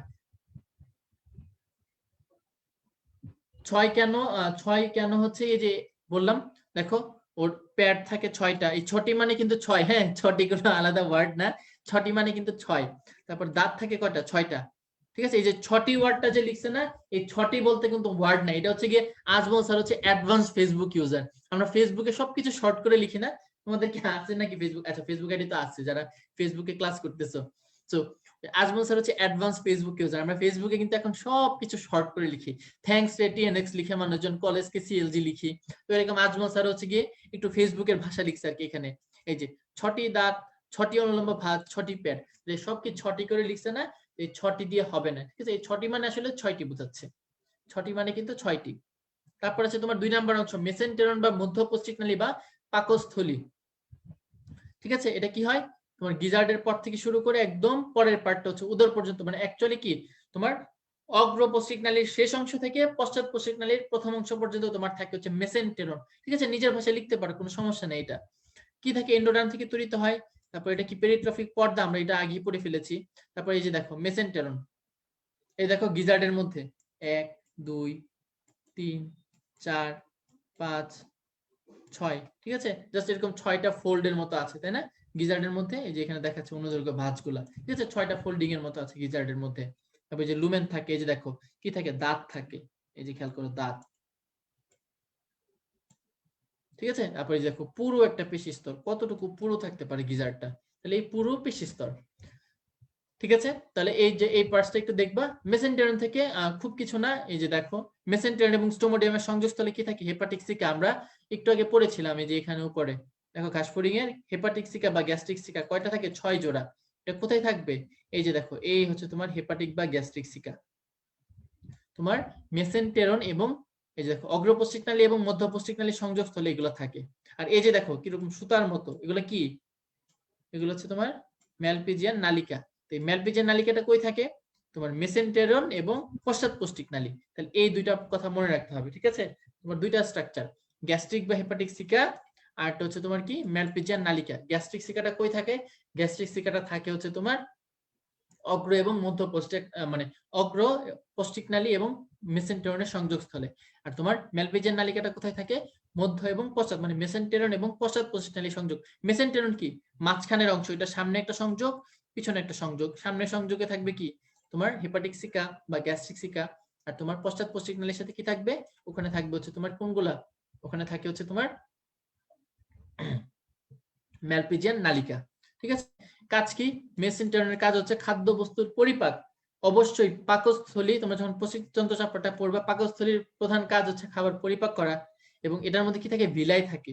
তোমরা যদি ওই পরিপাক চ্যাপ্টার পড়ে থাকো, ভিলাইয়ের কাজ হচ্ছে শোষণ করা, ঠিক আছে? ক্ষুদ্রান্তের মধ্যে, মানুষের ক্ষেত্রে ভিলাইটা থাকে হচ্ছে ক্ষুদ্রান্তে, ভিলাইয়ের কাজ কি, শোষণ করা। তার মানে ওর ক্ষেত্রে কি থাকে দেখো, গহ্বর থাকে, এটা ফাঁকা জায়গা, এখানে কি করবে, খাদ্যবস্তুর পরিপাক হবে, আর ভিলাইয়ের কাজ কি, খাদ্যবস্তু শোষণ করা। নেক্সট তোমার 3 নাম্বার অংশ প্রোক্টোডিয়াম, শেষ অংশ। প্রোক্টোডিয়ামের পার্টস কি কি, ইলিয়াম, কোলন, রেকটাম এবং পায়োছিদ্র। ইলিয়াম কি করবে, এখানে খাদ্য রস শোষণ করে, পরিপাক চ্যাপ্টারে মানুষের ক্ষেত্রে কিন্তু এটাই ইলিয়ামের কাজ, খাবার শোষণ করা। কোলন, কোলনের কাজ কি দেখো, পাচিত খাদ্য বস্তু, মানে যেগুলো তোমার জাস্ট এক্সট্রা গুলো আছে, পরিপাক হয়ে গেছে, এগুলা কি হবে, বাকি অংশ এখানে শোষিত হয়ে যায়, মানে যেগুলো একদম বাকি আছে ফাইনাল, যেগুলো শোষণ যোগ্য, সেগুলো এখানে শোষণ হবে। রেকটাম, রেকটামের মধ্যে কি আছে দেখো, রেকটাম থেকে জাস্ট অতিরিক্ত পানি, খনিজ লবণ এগুলো শোষণ করে, ঠিক আছে? ওর কোনো স্পেশালাইজ ট্রান্সপোর্ট সিস্টেম নাই। এই যে রেকটামের মধ্যে কি থাকে দেখো, রেকটাল প্যাপিলা, এই প্যাপিলার মধ্যে কি থাকে, কলামনার ইপিথেলিয়াম বলে, ঠিক আছে? কলামনার ইপিথেলিয়াম, এখানে কলামনার মানে হচ্ছে স্তম্ভাকার ইপিথেলিয়াম। তাহলে এই কলামনার ইপিথেলিয়াম, এগুলোর কাজ কি দেখো, অতিরিক্ত পানি, খনিজ লবণ এগুলো শোষণ করা। লাস্ট পায়োছিদ্র, এখানে কি করবে, অপাচ্য খাদ্যবস্তু মল হিসেবে নির্গত করে ফেলে, ঠিক আছে? জাস্ট এই পার্টস গুলো খেয়াল রাখবা। পৌষ্টিক গ্রন্থি, এখানে ডিটেলস পড়ার কোনো দরকার নেই। পৌষ্টিক গ্রন্থি আমরা বেসিক যে কথাগুলো পড়েছি না, ওগুলো পড়লে চলবে। লালা গ্রন্থি কাজ কি দেখো, লালা গ্রন্থির কাজ হচ্ছে লালারস নিঃসরণ করা, তার মানে লালারসের কাজ কি, খাবার তোমার হচ্ছে গিয়ে পরিপাকে সহায়তা করবে। তারপরে মেসেন্টেরন বা মধ্যপ্রস্থিক নালীর কি অন্ত আবরণ, এখানেও কি এই যে পরিপাকে অংশ নেয়, মানে পরিপাক। পৌষ্টিক গ্রন্থি, পৌষ্টিক গ্রন্থিগুলোর কাজ কি, তারা হচ্ছে অ্যাসোসিয়েটেড অর্গান, তারা হচ্ছে পরিপাকে সহায়তা করবে। তাহলে মোটামুটি সবার কাজ কিন্তু সেম দেখো, পরিপাকে সহায়তা করা। জাস্ট এখানে আর কিছু দরকার নেই। এখানে পরিপাকের খাদ্য গ্রহণ পদ্ধতি, এগুলো খুব কিছু দরকার নেই, তোমার জাস্ট 2-3টা লাইন দাগ দেওয়া আছে, ওটা তৃণভোজী। তারপর কি কি এনজাইমের নাম দেওয়া আছে, এনজাইমের নামগুলো একটু মুখস্থ রাখবা। যদি তোমার ছন্দ লাগে, এই যে খেয়াল করে এখানে ছন্দ দেওয়া আছে, লালারস কি, লাল আকাশ। লাল আকাশ মানে কি, আকাশটা লাল, লাল মানে লালারস। আর আকাশ মানে কি, আ দিয়ে অ্যামাইলেজ, কা দিয়ে কাইটিনেজ, আর স দিয়ে হচ্ছে সেলুলেজ। তাহলে 3টে এনজাইম থাকে, অ্যামাইলেজ, কাইটিনেজ, সেলুলেজ। আর মাটিতে লাটিন মানে কি, মাটিতে মানে মেসেন্টেরন, মেসেন্টেরনে 5টা এনজাইম থাকে, লাইপেজ, অ্যামাইলেজ, ট্রিপটেজ, ইনভার্টেজ, মল্টেজ। কি কি, লাইপেজ, অ্যামাইলেজ, ট্রিপটেজ, ইনভার্টেজ এবং মল্টেজ, এই 5টা এনজাইম থাকে। ঠিক আছে, লাটিম, লাটিম খেলছো তোমরা? খেলার কথা না মনে হয় আর কি, এখন কি মানুষজন খেলে নাকি আমি জানি না। আমি যখন গ্রামে ছিলাম তখন পারতাম না আর কি, খেলার ট্রাই করছি কিন্তু পারতাম না। অনেকে খুব প্রো লেভেলের একদম এক্সপার্ট, হাতের মধ্যে উঠায় নেয়। তোমার তাহলে লাটিম কি মনে রাখবা? লাইপেজ, অ্যামাইলেজ, ট্রিপটেজ, ইনভার্টেজ এবং মল্টেজ। ঠিক আছে, এই 5টা পার্ট। প্র্যাকটিক্যাল পার্ট দরকার নেই। তারপর আসলে তোমার ঘাসফড়িং এর রক্ত সংবহন তন্ত্র। ঠিক আছে, রক্ত সংবহন তন্ত্র যে কোনো প্রাণীর মধ্যে, মানে বিভিন্ন রকম প্রাণী আছে, তো সকল প্রাণীর মধ্যে 2 ধরনের রক্ত সংবহন পাওয়া যায়, একটা হচ্ছে মুক্ত, একটা বদ্ধ। মুক্তকে বলা হয় ল্যাকুনার, আর বদ্ধকে বলা হয় কি তোমার বদ্ধ বা ক্লোজড। তো মুক্ত কেন বলছে আর বদ্ধ কেন বলছে, জিনিসটা হচ্ছে এরকম, যেগুলা বদ্ধ সংবহন আমাদের মানুষের ক্ষেত্রে তুমি দেখো, তোমার এরকম হাতের মধ্যে দেখবা কিছু কালচে কালচে জিনিস দেখা যায়, নীলচে নীলচে, এগুলো কি? এগুলো হচ্ছে শিরা, তাই না? আমাদের মানুষের রক্তটা স্পেসিফিক কিছু নালীর মধ্য দিয়ে প্রবাহিত হয়, এবং কখনো এরকম হয় না, ঠিক আছে, কাটলে বের হয়ে আসে, বাট আদারওয়াইজ না কাটলে এমনি স্পেসিফিক নালীর মধ্যে প্রবাহিত হয়, তোমার বডির পার্টস কিন্তু ছড়াই যায় না দেহ গহ্বরে। এই যে ধরো তোমার পেট, তোমার হচ্ছে গিয়ে ধরো অপারেশন করার সময় পেট কাটলে মানে মাসল থেকে রক্ত বের হয়, বাট পেটের ভিতরে কিন্তু পেরিটোনিয়াল ফ্লুইড থাকে, ওখানে কিন্তু রক্ত থাকে না। ওগুলা কি আমাদের দেহের গহ্বর, প্লুরাল ফ্লুইড, ওখানে প্লুরাল ফ্লুইড থাকে, ওটা কিন্তু রক্ত থাকে না ওগুলোর মধ্যে। সো মুক্ত সংবহন মানে তাদের রক্তটা তাদের দেহ গহ্বরে উন্মুক্ত হয়ে যায়। ধরো এই যে এখানে একটা অর্গান আছে, তো এটা আবার কি একটা গহ্বরের মধ্যে আছে, তো এই অর্গানের মধ্যে যেমন রক্ত থাকবে, এই গহ্বরের মধ্যে রক্ত থাকে, বাট নর্মালি বদ্ধ সংবহন সেটা হয় না। তাহলে মুক্ত সংবহন মানে কি? এই যে দেখো,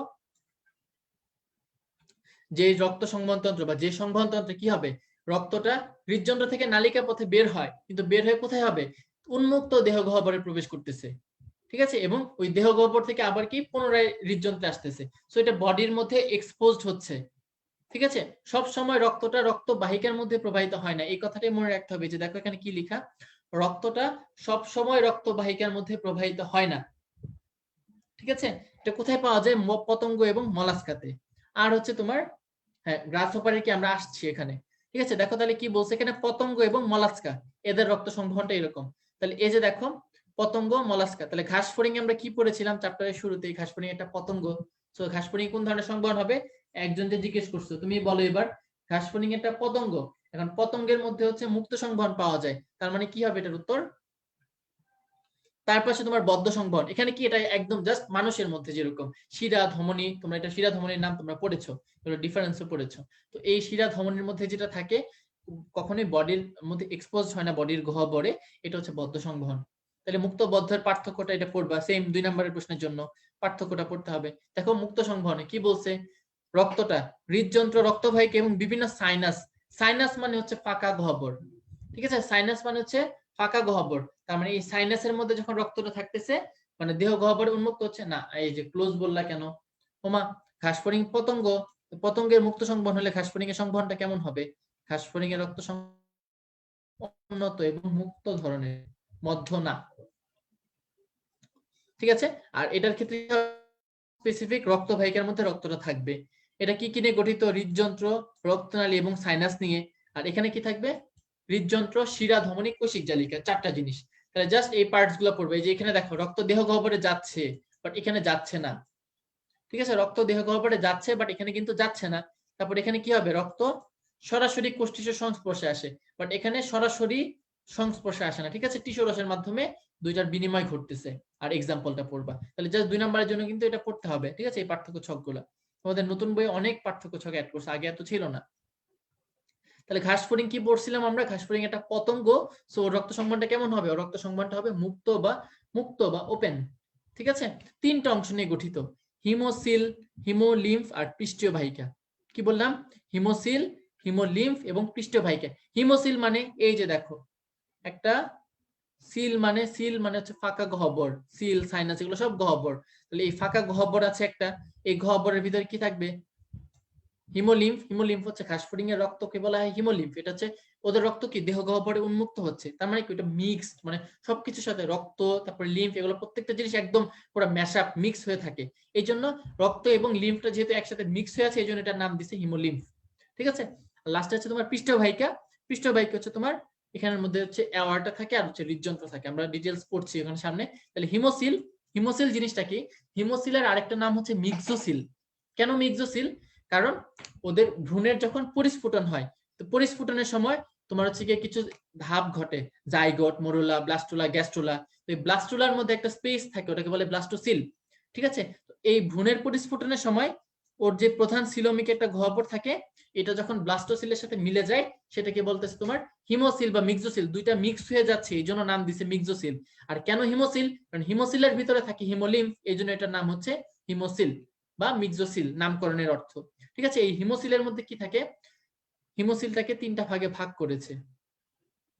এই যে ধরো এরকম একটা ফাঁকা জায়গা, কি আঁকলাম, এটা উটের ডিম হয়ে গেছে। এরকম একটা ফাঁকা জায়গা, এই ফাঁকা জায়গার মধ্যে দেখো দুইটা পর্দা দিয়ে, এরকম দুইটা অনুপ্রস্থ পর্দা, খেয়াল করো, দুইটা অনুপ্রস্থ পর্দা দিয়ে 3টা প্রকোষ্ঠ বা সাইনাসে বিভক্ত। কি বললাম? 3টা প্রকোষ্ঠ বা সাইনাসে বিভক্ত। এই 3টা সাইনাসের মধ্যে কি কি নাম?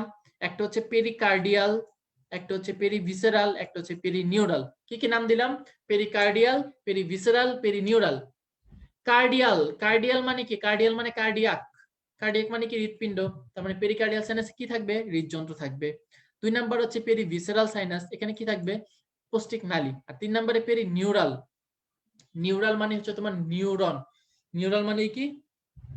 নিউরাল মানে হচ্ছে তোমার নিউরন। তার মানে এখানে কি থাকবে? এখানে থাকবে স্নায়ুরজ্জু। কি পাওয়া যাবে? স্নায়ুরজ্জু বা স্নায়ু রিলেটেড। তাহলে জাস্ট একটু নামগুলো দেখি মনে রাখতে পারবা। তাহলে কি থাকে তোমার? Pericardial, perivisceral, perineural. দেখো পৃষ্ঠীয় পর্দার উপর অংশ থাকে, এটা ইয়াগুলো কি? এই যে তোমার এটা হচ্ছে পৃষ্ঠীয় দিক, এটা অঙ্কীয় দিক। তার মানে এই যে এটা হচ্ছে পৃষ্ঠীয় পর্দা, এটা হচ্ছে অঙ্কীয় পর্দা। তাহলে সবার উপরে যে সাইনাসটা, এটাকে বলে পেরিকার্ডিয়াল, পৃষ্ঠ পর্দার উপরের দিকে। তারপর দুইটার মাঝখানে থাকে হচ্ছে পেরিভিসেরাল। আর অঙ্কীয় পর্দার নিচের দিকে থাকে হচ্ছে তোমার, দেখো অঙ্কীয় পর্দার নিচে থাকে কি? স্নায়ুরজ্জু, তাই না? তাহলে এই 3টা স্ট্রাকচার মনে থাকবে। পৃষ্ঠ পর্দার উপরে থাকে পেরিকার্ডিয়াল, মাঝখানে থাকে পেরি পৌষ্টিক নালী, আর নিচে থাকে কি? পেরিনিউরাল। তাহলে এই স্ট্রাকচার গুলো মনে রাখতে হবে। নেক্সট আছে তোমার হিমোলিম্ফ। ঘাসফড়িং এর রক্তটাকে বলা হয় হিমোলিম্ফ। কি বলা হয়? হিমোলিম্ফ। যে কোনো রক্তের 2টা অংশ তোমরা জানো হয়তো বা, একটা হচ্ছে প্লাজমা, আর একটা হচ্ছে তোমার মানে রক্ত রস, আর হচ্ছে কিছু রক্ত কণিকা থাকবে। তো ঘাসফড়িং এরও সেম, দেখো ওর কি থাকে? প্লাজমা বা রক্ত রস, আর কিছু বর্ণহীন রক্ত কণিকা। কেন বর্ণহীন? আমাদের রক্তের কালার কি? লাল। কিসের জন্য? হিমোগ্লোবিনের জন্য। তোমরা জানতে পারো এটা। তো হিমোগ্লোবিনের জন্য রক্ত লাল। ওদের ক্ষেত্রে কি? ওদের ক্ষেত্রে ওদের রক্তের মধ্যে কোনো শ্বাসসংযোগ নাই। এই হিমোগ্লোবিনটাই কিন্তু এক রকমের শ্বাসসংযোগ, যে কি করবে? অক্সিজেনটাকে বহন করবে, মানে অক্সিজেনের সাথে বাইন্ড করে। তো ওদের যেহেতু কোনো শ্বাসসংযোগ নাই, এই জন্য হচ্ছে ওদের রক্তটা কিরকম? বর্ণহীন। ঠিক আছে, তাহলে প্লাজমা এবং বর্ণহীন রক্তকণিকা থাকে। তারপরে এই যে দেখো রক্তটা কি? লসিকের সাথে মিক্স থাকে, এই জন্য বলে হিমোলিম্ফ, আমি আগেই বলেছি। আর এই যে এই কথাটা খুবই ইম্পর্টেন্ট, একদম স্টার মার্ক দিয়ে রাখো। ওদের কোনো শ্বাস সংযোগ নাই, তার মানে কি? রক্তের কাজ কি? রক্তের একটা প্রধান কাজ হচ্ছে শ্বসন। তার মানে তোমার ওদের যেহেতু কোনো শ্বাস সংযোগই নাই, ঠিক আছে, মানে গ্যাসেস এক্সচেঞ্জের মধ্যে হেল্প করে, তাহলে ওদের যেহেতু কোনো শ্বাস সংযোগই নাই, তার মানে কি? ওরা শ্বসনের ভূমিকা রাখবে? রাখবে না। তাহলে এই কথাটা মনে রাখতে হবে, ওদের কোনো শ্বাস সংযোগ নাই বলে ওরা শ্বসনের ভূমিকা রাখে না।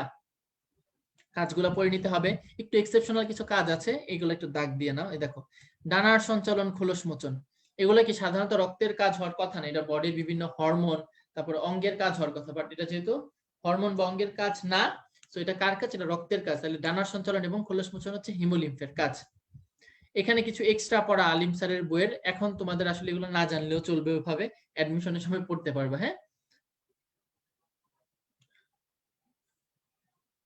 হ্যাঁ, ব্লাড সার্কুলেশন 2 ধরনের, মুক্ত, বদ্ধ। ওদের ক্ষেত্রে এক এক প্রাণীতে এক এক রকম, মানুষের বদ্ধ, ঘাসফড়িং এর মুক্ত। তারপরে দেখো 3 নাম্বার অংশ, পৃষ্ঠীয় বাহিকা। এই পৃষ্ঠীয় বাহিকাটা কি? ঘাসফড়িং এর প্রধান স্পন্দনশীল অঙ্গ।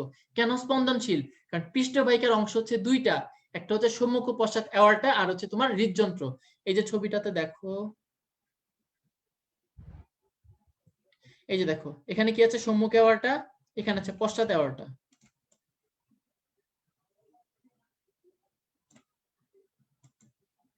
এই দেখো সম্মুখ অ্যাওর্টা, পশ্চাৎ অ্যাওর্টা। এই যে এই অংশটাই হচ্ছে তোমার, এই নালীর মতো অংশটি হচ্ছে তোমার পৃষ্ঠীয় বাহিকা। তাহলে এই পৃষ্ঠীয় বাহিকার কি থাকে? সম্মুখ ও পশ্চাৎ অ্যাওর্টা, আর মাঝে কি থাকে? মাঝে থাকে হচ্ছে তোমার হৃদযন্ত্র থাকে। তাহলে এই হৃদযন্ত্র, এটা হচ্ছে ওর হৃদযন্ত্র।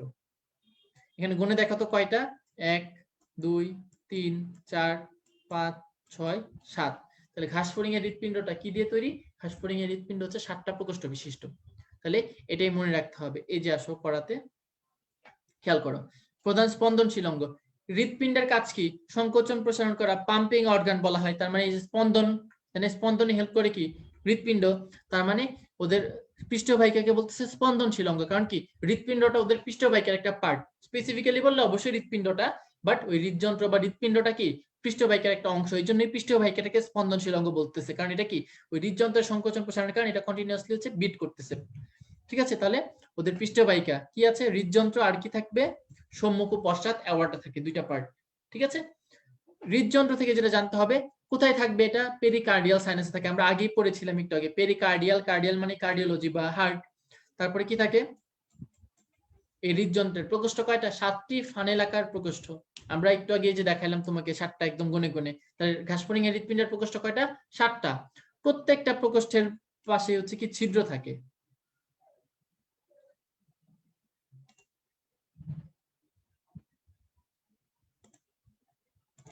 এই যে প্রত্যেকটা প্রকোষ্ঠের মধ্যে এই যে দেখো ছোট ছোট ছিদ্র, তোমরা কি দেখতে পারতেছো? এই যে দেখো ছোট ছোট ছিদ্র দেওয়া আছে, সবগুলোর মধ্যে দুই সাইডে দুইটা ছিদ্র থাকে। তাহলে এই ছিদ্রগুলোকে বলা হয় অস্টিয়া।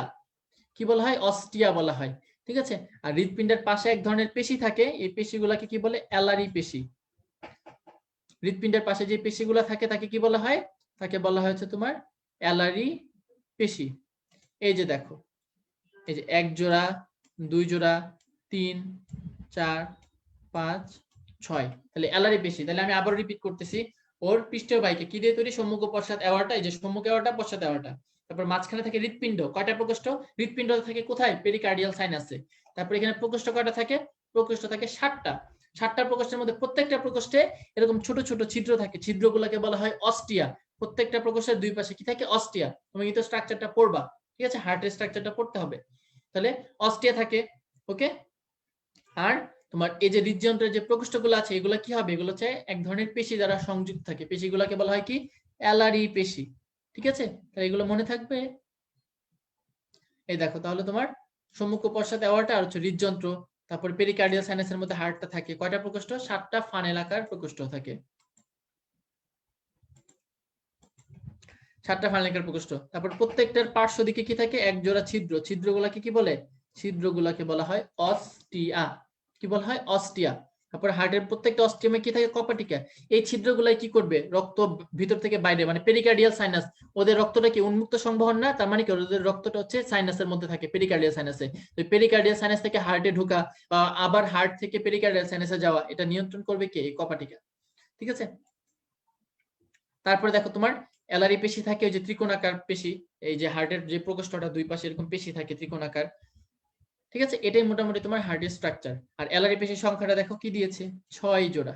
তাহলে অ্যালারি পেশি কয়টা, অ্যালারি পেশি হচ্ছে তোমার 6 জোড়া, মনে থাকবে। আর লাস্ট টপিক আমাদের সেটা হচ্ছে ঘাসফড়িং এর রক্ত সংবহন তন্ত্র, আজকের লাস্ট টপিক। খেয়াল করো ঘাসফড়িং এর রক্ত সংবহন প্রক্রিয়াটা কি কি আছে। দুইটা কথা আমরা ফার্স্ট পড়ে নিই। ও হৃদস্পন্দনের হারটা মিনিটে 100 থেকে 110 বার, এটা হচ্ছে সত্য মিথ্যার জন্য, ঠিক আছে, সরি মানে এমসিকিউর জন্য। হৃদস্পন্দনের হার কত, মিনিটে 100 থেকে 110 বার। আর ওর রক্ত সংবহনের সময়কাল কতটুকু লাগে, 30 থেকে 60 মিনিট। কতটুকু লাগে, 30 থেকে 60 মিনিট লাগে। ঠিক আছে, এই দুইটা এমসিকিউর জন্য পড়বা। সিলোম হিমোসিলের পার্থক্য, এটা খুবই ইজি তোমার, মানে যদি বলো যে এমসিকিউর জন্য, সেই ক্ষেত্রে কোনো পড়াই নেই। কারণ কি দেখো, সিলোমের ক্ষেত্রে তিনটাই হচ্ছে তোমার নাভযুক্ত শব্দ। সিলোমে কোনো অঙ্গপাঙ্গে, সিলোম কোনো অঙ্গপাঙ্গে প্রসারিত হয় না। সিলোম রক্ত সংবহনতন্ত্রের অংশ গঠন করে না। সিলোমে পুষ্টি পদার্থ পরিবাহিত হয় না। তার মানে কি সিলোমের জন্য সবকিছু কিন্তু না যুক্ত, তাই না? আর হিমোসিলের জন্য প্রত্যেকটা হ্যাঁ যুক্ত। তাহলে জাস্ট একটু দুইটার পার্থক্যটা পড়ে ফেলবা। আমরা আমাদের লাস্ট পড়ায় চলে আসি আজকের, সেটা হচ্ছে ঘাসফড়িং এর রক্ত সংবহনটা। ঘাসফড়িং এর রক্ত সংবহন, ঠিক আছে। তো রক্ত সংবহন থেকে কি জানতে হবে, এই যে আমরা কি পড়েছিলাম, দুইটা পর্দা দিয়ে 3টা সাইনাসে ভাগ ছিল। কি কি, এটা একটু বোঝার ট্রাই করো। হ্যাঁ, উপরে কি ছিল, পেরিকার্ডিয়াল সাইনাস, এই যে মিললো। তারপরে কি আছে, মাঝখানে পেরিভিসেরাল, আর নিচে ছিল পেরিনিউরাল সাইনাস, 3টা সাইনাস, তাই না? তাহলে এই যে পেরিকার্ডিয়াল সাইনাসটা, তো এই পেরিকার্ডিয়াল সাইনাসের মধ্যে কি থাকে, ওর হৃদযন্ত্রটা থাকে, তাই না? ওর পেরিকার্ডিয়াল সাইনাসে কি থাকবে, পেরিকার্ডিয়াল সাইনাস হচ্ছে ওর হৃদযন্ত্রটা থাকে। তাহলে এই যে কি হয়, তোমার হৃদপিণ্ডের দুই পাশে কিছু পেশি থাকে, এই পেশিগুলোর নাম কি আমরা পড়েছি একটু আগেই, অ্যালারি পেশি। তাহলে অ্যালারি পেশিটা যখন সংকুচিত হয়, কি বললাম, অ্যালারি পেশিটা সংকুচিত হচ্ছে, তুমি নিজেই চিন্তা করো, এই যে ধরো কলমের ক্যাপটাই, এটা যখন তুমি বাইরের দিকে টান দিচ্ছ, তার মানে কি এখানে একটা ফাঁকা স্পেস ক্রিয়েট হচ্ছে না? কলমের ক্যাপটা যদি বাইরের দিকে টান দাও তাহলে একটা ফাঁকা স্পেস ক্রিয়েট হচ্ছে, কিছু বোঝা যাচ্ছে না যদিও। তাহলে সেম ওদের ক্ষেত্রে অ্যালারি পেশিটা হচ্ছে সংকুচিত হচ্ছে, তার মানে কি সংকুচিত হওয়া মানে বাইরের দিকে টান দিচ্ছে। অ্যালারি পেশিটা হার্টেও সংযুক্ত, আবার বডির সাথে ক্যাভিটির সাথে। তাহলে অ্যালারি পেশি যখন এরকম সংকুচিত হয়ে টান দিচ্ছে, কি হবে? ওর অস্টিয়াগুলা, হৃৎপিণ্ডটা হচ্ছে মানে হৃদযন্ত্রটা হচ্ছে সংকুচিত অবস্থায় ছিল, ওর অস্টিয়াটাও কি হচ্ছিল?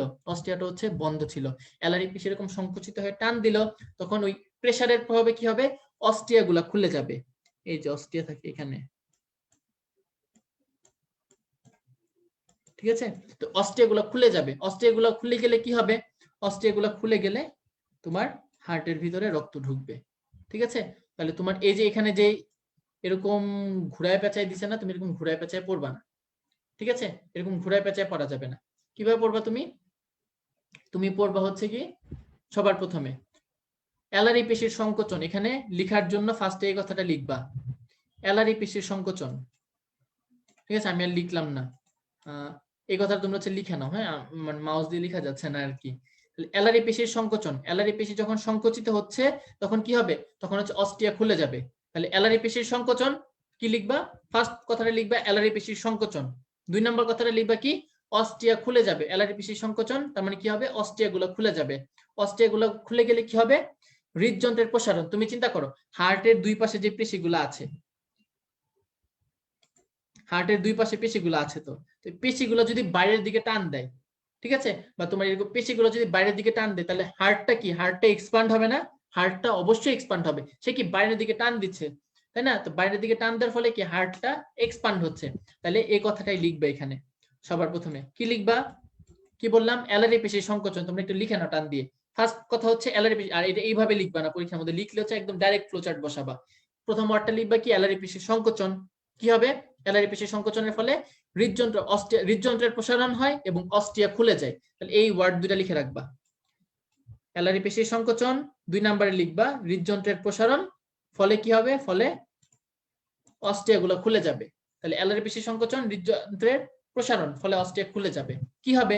তখন রক্তটা পেরিকার্ডিয়াল সাইনাস থেকে হার্টের ভিতরে ঢুকছে, ঠিক আছে? পেরিকার্ডিয়াল সাইনাস থেকে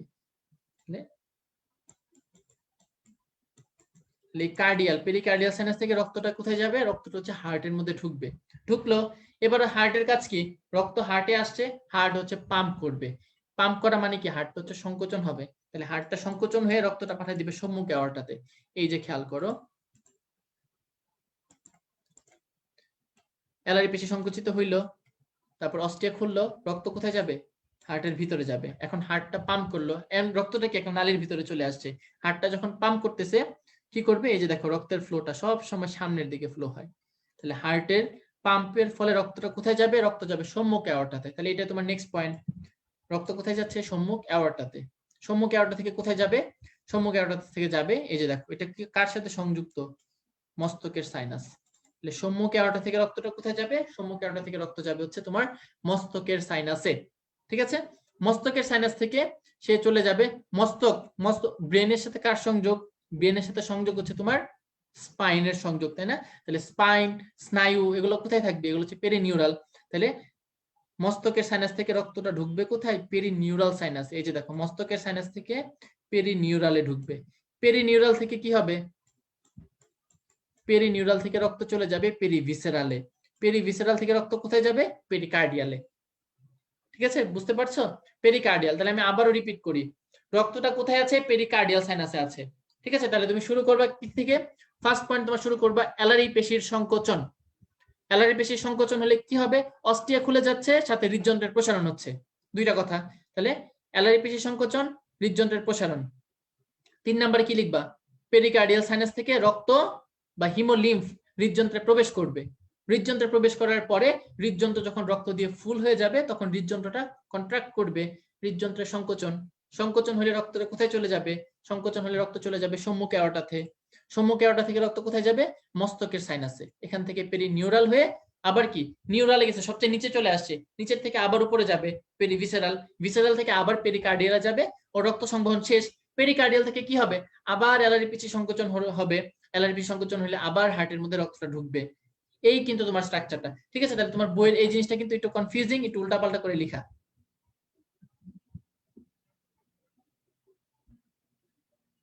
তাহলে এই জিনিসটা এইভাবে পড়া যাবে না, এটা একটু মানে উলট পালট করে লেখা আর কি, ঠিক আছে? এটা ক্লিয়ার না। তাহলে এই যে এই এটা বাদ দিয়ে দিবা তুমি, এই জায়গাটা তুমি ওভাবে লিখবা। তোমরা কি এটা বুঝতে পারছো? আর রক্ত সংবহনটা আমি লিখতে পারিনি, এই জন্য এক্সট্রিমলি সরি। তোমরা যদি না বুঝে থাকো আমাকে বলো, হ্যাঁ, আমি আবার রিপিট করব। যারা যারা দেখতেছো যদি যদি বুঝে থাকো তাহলেও বলো ভাইয়া ওকে, ঠিক আছে? তাহলে আমাদের কিন্তু পড়া শেষ আজকের মতো, যারা যারা আছো আর কি। আচ্ছা, বুঝতে পারছো, ঠিক আছে? তাহলে আমি মনে থাকবে এটা। আচ্ছা, ওকে বলতেছে, তাহলে আমি আবারও একবার রিপিট করি, তোমরা একটু শুনো ভালো করে। কি হচ্ছে? হৃৎপিণ্ড থাকে পেরিকার্ডিয়াল সাইনাসে। পেরিকার্ডিয়াল সাইনাসে থাকার পরে কি হবে? সবার প্রথমে অ্যালারি পেশি সংকোচন হবে। অ্যালারি পেশি সংকোচন হলে তখন হচ্ছে অস্টিয়া খুলে যাবে, হৃদযন্ত্রের ভিতর হৃদযন্ত্রটা প্রসারিত হবে, তার মানে কি অনেক স্পেস ক্রিয়েট হবে ব্লাড ঢোকার জন্য।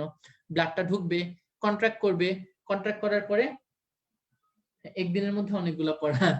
আচ্ছা, কন্ট্রাক্ট করলে সম্মুখে আওতাতে যাবে, ওখান থেকে মস্তকের সাইনাস, দেন পেরিনিউরাল, পেরিভিসারাল। ঠিক আছে, জিনিসটা কিন্তু ক্লিয়ার। তোমরা কিন্তু বইয়ের এই জিনিসটা একটু উলট পালট লেখা, এটা কিন্তু বুঝবা না তোমরা। তোমরা কিন্তু ওইভাবে পড়বা, দরকার হলে খাতার মধ্যে একটা নোট লিখে ফেলবা। এই জিনিসটা খাতার মধ্যে লিখে বইয়ের মধ্যে এই পেজের মধ্যে সাইডে হচ্ছে লাগাই ফেলবা। তাহলে ওইভাবে পরীক্ষার মধ্যে লিখবা, ফ্লো চার্ট লিখা যে কোনো, ঠিক আছে? আনসার করার জন্য ফ্লো চার্ট, টেবিল, এগুলো কিন্তু সৃজনশীলতা আসলে 3-4 নাম্বার টেবিল করার সুযোগ নাই, কিন্তু এইসব ক্ষেত্রে কিন্তু ফ্লো চার্ট করার সুযোগ থাকে। তোমরা কিন্তু ফ্লো চার্ট করে ফেলবা, হ্যাঁ? ফ্লো চার্ট করে ফেললে ওই কোশ্চেনটা দেখতে সুন্দর লাগবে, টিচারের নাম্বার দিতে সুবিধা হবে এবং বেশি বেশি নাম্বার দিবে। কাউকে 2.5 দিলে তোমাকে 3 দিয়ে দিবে। ওকে, আর এটা তো আঁকতেই পারবা মনে হয়, তাই না? এটা মোটামুটি মনে আঁকতে পারবো, কিছুই না, খালি ফানেলের মতো একটু তিনটা জাস্ট লেবেলিং করে দেওয়া, পেরি ভিসেরাল, কার্ডিয়াল, নিউরাল, সম্মুখে আওয়ারটা, পশ্চাতে আওয়ারটা, এই ছবিটাও আঁকা শিখে ফেলবা। তাহলে কি আমরা আজকে ক্লাস শেষ করে দিব? কারো কোনো কোয়ারি আছে বা ডাউট আছে তাহলে বলতে পারো। ভাইয়া কোনো কিছু রিপিট করা লাগলে আমি আবার বলবো।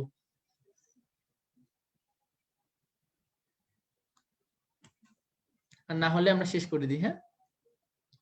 আজকে আবার হাইড্রার এক্সাম।